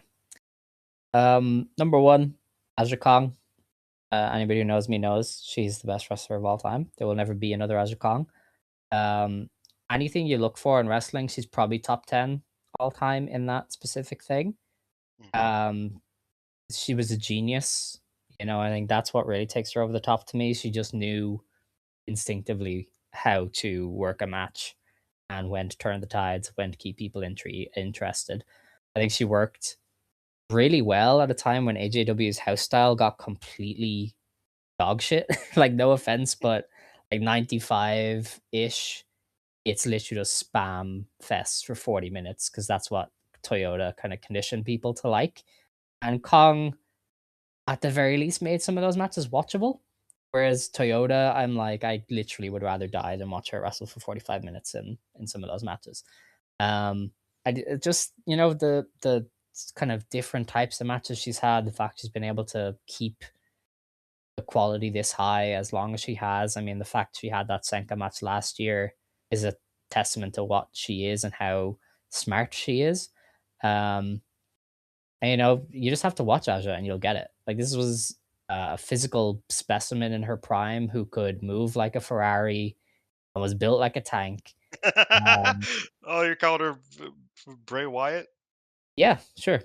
Why the hell not? But, like, that was her. She had the build of a monster, but could move just as well as, like, some of the junior wrestlers. Just a genius, could beat the fuck out of people. Anything you want, she could do. Even in Argion, when they were like, "Hey, can you just do some techers?" She was like, "Sure, why the fuck not?" And she was great at it. So, what more is there? This is the single most talented wrestler ever. There will literally never That be shit was anybody as good as crazy. Aja Kong. Like, there Aja will and Arjan is like one of the most interesting fucking it wrestlers of all time. is. Yeah, Like it's just so absurd that that was a thing and it worked and it was so fucking awesome. yeah. Um, no, you're valid for that. I think Aja is an obvious choice for number one. I don't think it's like it comes down to preference. Top three for me, Mhm. top four. So my number one is Akira Hokuto. Yeah. Um, I just think that like while like you're right that like she had the greatest peak of any wrestler ever, um, it's hard for me to even like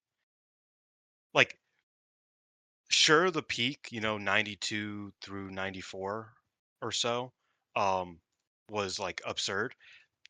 She was great starting in like 80s, 88. Like post neck injury, she was coming out like a bat out of fucking hell. Like she was so fucking good. Yeah. Even in the late 80s. And the we always talk I always talk about how Marine Wolves is one of my favorite uh tag teams like ever. She's great in that.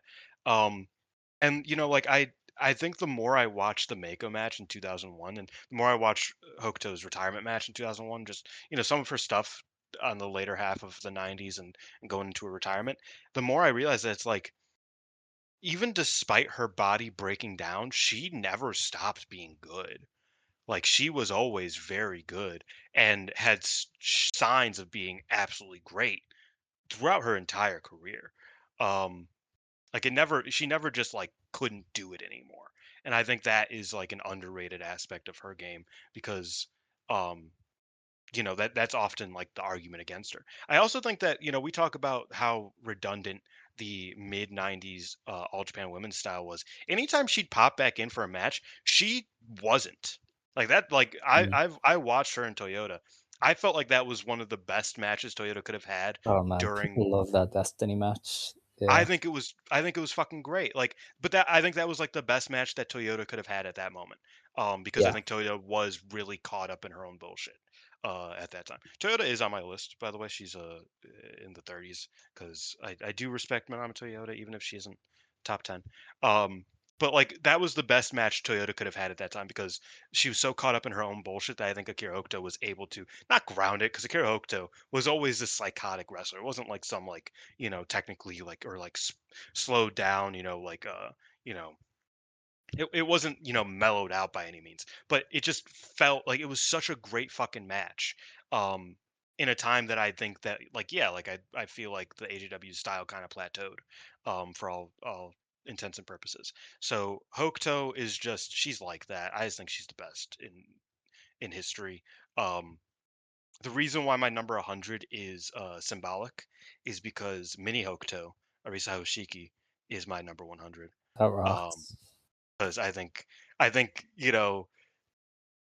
Hoshiki's run is like like I don't know but that I kind of like I perceive Arisa Hoshiki as like the type of wrestler that's like man if she could have been Hokuto. And a lot of like the kind of like just to look at it, it's like great tag run, two great tag runs for that matter. The best, the peak of her career is one of the best peaks of a generation. Kind of taken out too soon. Injuries plagued her. Like if you condensed Hokuto into 18 months, it's a Risa Hoshiki. Um, Yeah. and so like it's hard to argue Hoshiki in the top, anything because she only had like 100 100, yeah. matches. So like it's hard to argue anything for her in that sense. Because longevity, while I don't value longevity above all, like that is a fucking hit to not even have 200 matches under your belt. Uh, only be active in like 2 years, or 3 years altogether. Like that's rough. But yeah, so I have Hoshiki my 100 and Hokuto my one because I feel like that's a nice little thingy Okay. there. So yeah. Well, that was fun. My Yes. my top 10, as I said, you can definitely bully me into changing it if there's like if you're like this dude from like the 80s is like the greatest babyface or heel ever and I haven't seen him. Feel free to just yell at me about that. Like I totally acknowledge that. Like my list is not done. There's at least Mine like either. 10 people I can still Yeah. slot in. So like that top 10 can definitely change if I'm presented with something. But I am trying to be as open minded as an objective as possible. Like I have Ric Flair up there and I have Bret Hart up there, and I'm trying. I'm trying my best here. Um, but with that, it is time to get on to Stardom, who this week have All Star Grand Queendom 2026 at Yokohama Arena. Now, we don't do pre show stuff, but there is a high speed six-way on the pre show, and I assume Xena wins that and will challenge Unimizumori because that's kind of what they like to do. The pre show matches tend to set up title stuff.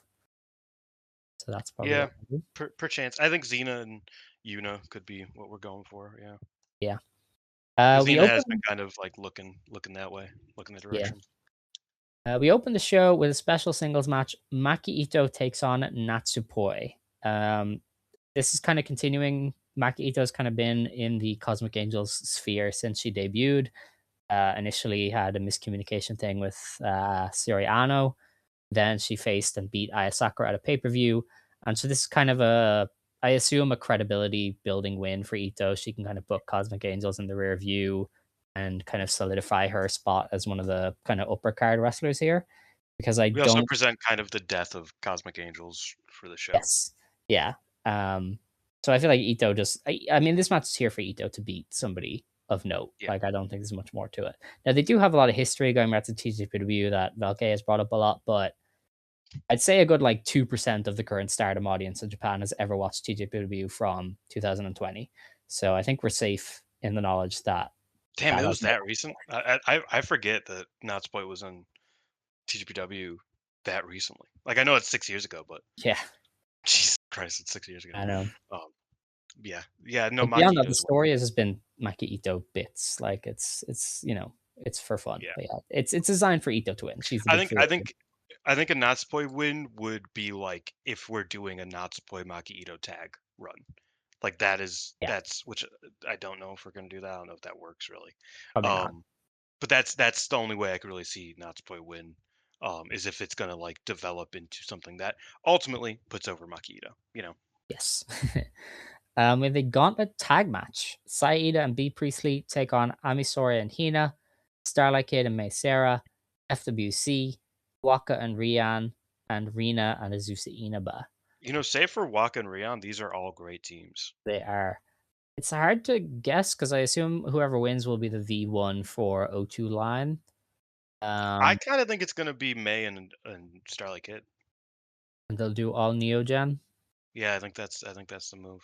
It could, yeah. It could That be a or Korakuen Ami main and event. That'd Hina, be a maybe. fun Korakuen main event. I mean, Hina, I'm also cool. Like I said, I like all these teams. We're kind of speculating whether Koguma is like fully fit to work Yeah, she seems a bit real iffy. matches. So I doubt that they win. But yeah, I mean, like really, any team outside of Rion and Waka winning, I'd be like, yeah, sure.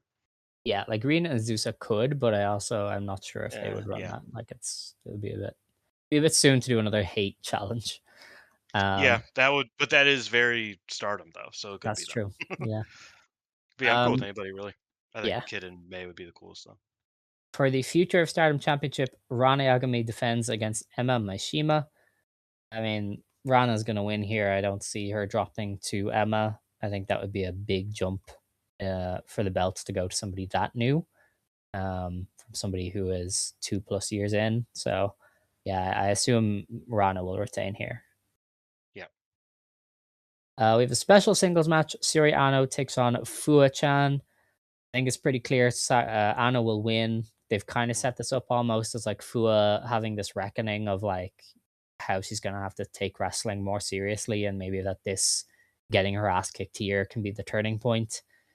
So I think Ano has to win almost in that case because it would be silly to be like, oh no, Fua won, but she's still going to change her view on wrestling. So, Ano wins and Fua goes, okay, I see what wrestling is now. Maybe they pair up after because Ano will need something and Cosmic Angels is gone. So maybe her and Fua can like do something together then. Yeah. I think Seri Aono coming out of Cosmic Angels because spoiler, Kurara ain't winning as much as I would like her to. Um, I think Sakura. I think Soriano is the most interesting. Yeah, Um, Coming out of Cosmic Angels because it's like I don't know what she does. Like she could turn heel, she could stay babyface, she could be the leader of a faction, she could be fucking fodder, she could just not join a faction. Like Soriano really can be anything that you yeah, want her to be. So I think that like obviously she's winning against Fua, but it will be interesting to see if there's any seeds planted here for her because like she is the most interesting, but also they could literally do nothing. And that also yes. would be that would be very much a bummer because Soriano rules. But yeah, so I'm very interested to see if like anything's planted here. What the yeah, and like there's been speculation about like Fua using her real name, which is she has a cool real name. I forget what it is, like Harumi Fua or something. Mm. Um, Because that was briefly teased as a step. yeah, I don't think that was officiated. Haruka Fua, that's what it is. Oh, that's cool. Yeah, Um, yeah, so like if that would be fine, but yeah, don't know if that'll actually happen or what the move is there, but yeah, should be fun. I like their Cinderella match. It was one of the more fun Cinderella matches of the mm, tournament. for sure. Next up, we have they just have Saki's retirement ceremony, Yep. which is for us because we wouldn't recognize a lot of the like 2012 trainees. So it'll be like, oh my god, it's her. It's like they'll rock out like Yoko Bito and be like, hell fucking yes, Yoko Bito. Like Hiromi Memorial will show up and I will like melt into a puddle. It's gonna be fun. Um, Man, I'm bummed that Saki's over. yeah, it's a shame. I mean, I feel like it kind of had to happen. Yeah, she's Um, been having fun stuff lately though, yeah, so that also adds to the bummer time badness. yes. Well, it's nice though. We're gonna get a retirement ceremony because there's not really many ceremonies left for people like us to like pop for the references. Like everybody else is kind of gone, except for Mayu. Um, so and Yoshiko, I guess technically, but I don't know how that would go over. So, um, our next How match does is Act show up? That's the imagine.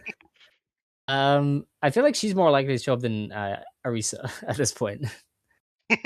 Um, our next match is a special hardcore tag. Suzu Suzuki and Rina Mashita take on Maika and Hanako. I kind I of have a still think weird Hanako's guess. changing or turning. But either way, I think this entire thing is going to end up being a vehicle for Hanako. Like either she is pinning Rina Yeah, Mashita or she is going to join maybe the Loka. But I do think that all this will ultimately be a vehicle for her to kind of get over a bit. I agree. I hope they all bleed and bleed a lot. Um, we have an IWGP Women's Championship match. Seri defends against AEW's Megan Bain. This will probably be the match of the night? Question mark. That's crazy. Uh, But why? yeah. No, I Seri and think like Bain. I know. They like no, you're right. Like it's crazy. I don't know. Shuri does do that though. Like Shuri tends to have the match of the night. I was praising Megan Bain before people even. I was watching this woman in Beyond. Yeah, Okay, like okay, I'm allowed. first of all, fuck Joey Janela. Second of all, yeah, no, I do think this match will be great.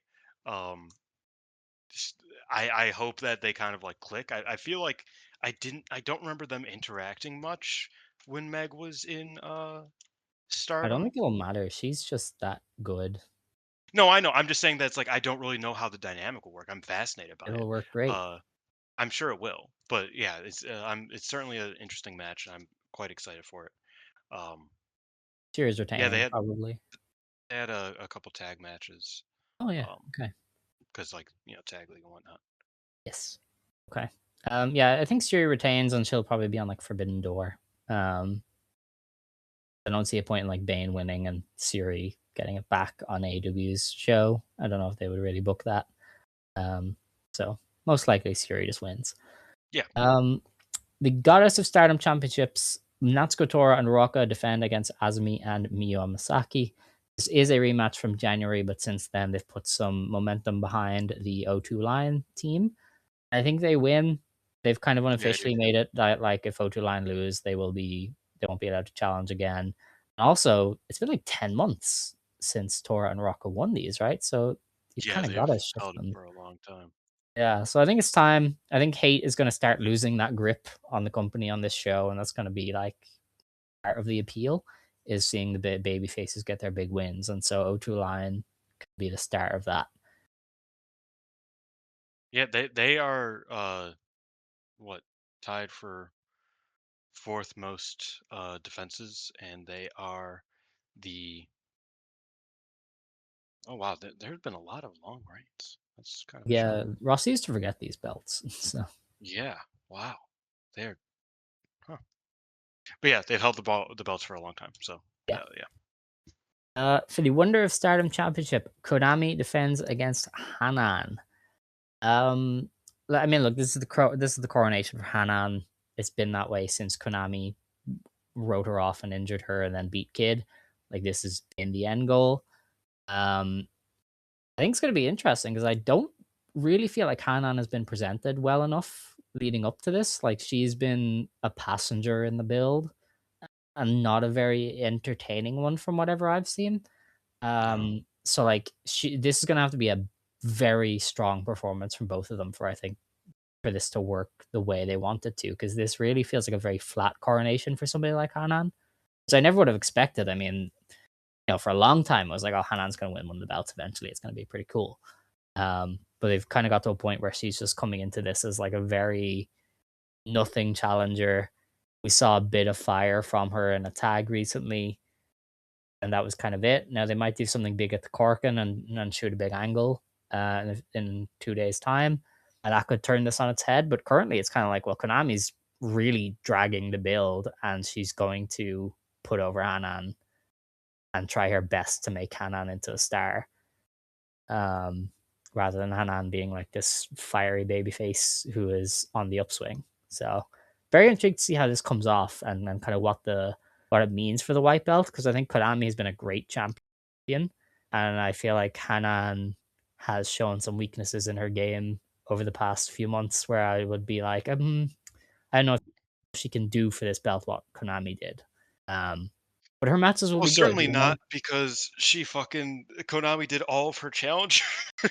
She That fought she her did it. sisters, fought her or tag team A partner. partner, yeah. She beat her best rival. Just fuck Hana. Like I don't know what the fuck the plan was there. Uh, yeah, I don't know. That's just crazy. Hanan's winning. I don't think Hanan's been doing particularly well in this feud. I don't think I'm lower on Konami's run than you are, obviously. So like, whatever. But yeah, just kind of a weird all around Mm. sort of build for this match. Like you would think it would be a bit more heated, considering they've been building it for like over a year. Like Konami injured or like pinned Hanan like a year and a half ago. Yeah. Or like that, this started like a long time ago. Like so I don't know what the fuck how they've fucked this up. But yeah, I'm not interested in this match like even a little. I'm sure it'll be fine. Um Hana winning will be, long awaited. But yeah, just kind of crazy that we're here. Big time. And that will be the second big hate loss. We're going to get a second belt away from the bad guys. And that takes us on to the main event for the World of Stardom Championship. Title versus faction. Saya Kamitani takes on Sayaka Kurara. If Kurara loses, Cosmic Angels will be disbanded. They Um, will. I think despite Kurara's excellent promo that I kind of talked about a few weeks ago, I think this is a Kamitani defense. Um, Yeah. I just don't see it for somebody like Kurara. She's the new blood tag champion. Be insane for your secondary like young wrestler brand tag champion to be the world champion. Um, and I feel like she can gain a lot in losing anyway, and I feel like Cosmic Angels disbanding would make Micah being kind of in limbo make more sense if they were just kind of like waiting for the Cosmic Angels members to come become free, kind of Yeah. take a direction there. Like that, it all looks like the company is set to have a new babyface group with Micah involved as like one of the key things post Yokohama. So all signs do point to Kamitani retaining. unless they're just worried about her health, like, if they think she's, like, super beat up and just think, "Okay, we'll get it off her now," um, and just belt up Kurara, but I do think Kamitani's winning. Like, Starlight Kid has already been, like, setting herself up for a match with Kamitani weirdly. She's kind of, like, kept Well, on being like, "Oh, I wanna beat Kamitani, I wanna face Kamitani." well, they did just Um, wrestle, didn't they? yeah, like, it's been, like, they've been almost been previewing, a Kamitani's kid match again. Um, so I'm kind of intrigued to see what that is, but I do think there's a lot more, legs to what they're doing with Kamitani. Somebody Hmm. might turn. Haven't done, like, the big turn in 2 years. I think maybe it's That's it. time. That's for Like, the maybe conversion. Aya That's could. next month. I don't know. I think maybe the show could end with, like, Aya turning on Kurara and being like, "Well, I you think put what's our more faction up, likely. so screw you." I think what's more likely is that Saya tries to abduct Kurara over the next couple weeks Maybe. or But a few I weeks. mean, I'm not saying it's definitely gonna happen, but I feel like they haven't done the big turn to join Hate thing in a while, so they Well, could that's probably do it here. And well, I that would think make that's sense for, why like, they're Aya turning Hanako. joining. But I don't have Or that. I'm not as certain on that. maybe Hanako turns on both of them and then joins Hate at the end of the night. Maybe. Hanako and Kurara beefing. That's not new. Yeah, I Who guess. knows? Um, I can yeah, the see match will Aya. be. I can see them turning Aya, honestly. They probably shouldn't. That sounds like a It bad sounds idea. like They something also they would still do. have belts. Isn't that crazy? We could vacate them though. It's fine. Yeah, I know. Or oh, even better, you have Sakura defend them alone. Yeah, that'd be fun. Handicap match. I feel like that's Yeah. very But I powerful. mean, like, I don't know. I feel like they could do a turn if they wanted to and like protect Sure. Kurara. And they could do it as like, oh, Hate were like clinging to their belts and we're about to lose all of them and they pulled out this master plan or something, you know? I feel like that's Hmm. something that they would love. So I don't know. That's where I'm at though. I think Kamitani retains. Probably loses Yeah, me in too. probably has to lose in the December then, because she will have Yes, gone through everybody. And it will give them time inshallah. to heat up Kid or Micah, like whoever. And that's best case scenario. She might lose it beforehand, win the GP, and then win it back. Possibly. Yeah. Never know. Yeah, the match will be fine. I like Carrara. I believe in her. I hope for her sake that this match is good. Um, but yeah, I mean it's kind of it's hard to feel much, I guess. 'Cause it's like, well, if Saya's not winning, then this is a strange choice all around. Like that's kind of the vibe that I have. Like, oh wow, we're going with this. Like, go off, but that's crazy. Yeah. So yeah, the thing about the show in general is that it's like it's fine on paper. I think it Mm. could really deliver. I think there could be a lot of fun stuff here, but yeah, it's a bit of a you know I think it's a odd one. missed opportunity because I feel like the company should have, and maybe they did and I missed it, but I feel like they should have driven home the like baby faces trying to reclaim the company bit more. Because like Micah gave them that on a silver platter in December with, this company has been corrupted with the darkness and I'm gonna cleanse it. And only Carrara has really mentioned anything along those lines from what I've seen in the build up Yeah, to this. Like Hanan should be saying it, O2 Lion should be saying it, O2 Lion's friends should be saying it. They should be like, we are like this is our show. These are all of these matches. We're gonna take back Stardom. I think that's a big missed opportunity that they haven't driven that home. Because that could have been one of the like that's why you do the December show. That's why you have the Osaka pay-per-view where hate like kicked mud in your face and laughed at you is so you can have the big bombastic babyface result at the end. They haven't really driven home that babyface win enough for my liking ahead of this show. So I do think that's a slight missed opportunity is like not playing up that story as much because that's a very easy sell for a show like this to get some excitement to be like, oh shit, we're finally like clawing some of the company away from hate. That's fascinating. But I just don't think they've driven that home enough. I agree. Yeah, I agree. I struggle with like I'm really hoping for the best for this show, but yeah, they haven't teed themselves up very well, like at all. It's strange. Like usually, like this is supposed to be the payoff, right? And like I feel like they've kind of just like Korakuen us to death until it's like, and we're here, and it's like, how the fuck are we here? What do you mean? Like, I get that the matches here are booked, but like, what? I don't know. It's a, and this is slightly, like, oh, I need to read the interviews and whatnot. Uh, but like just with the promos, it's like, yeah, I feel like there's a bit to be desired here, and like this match is very much just about Tam.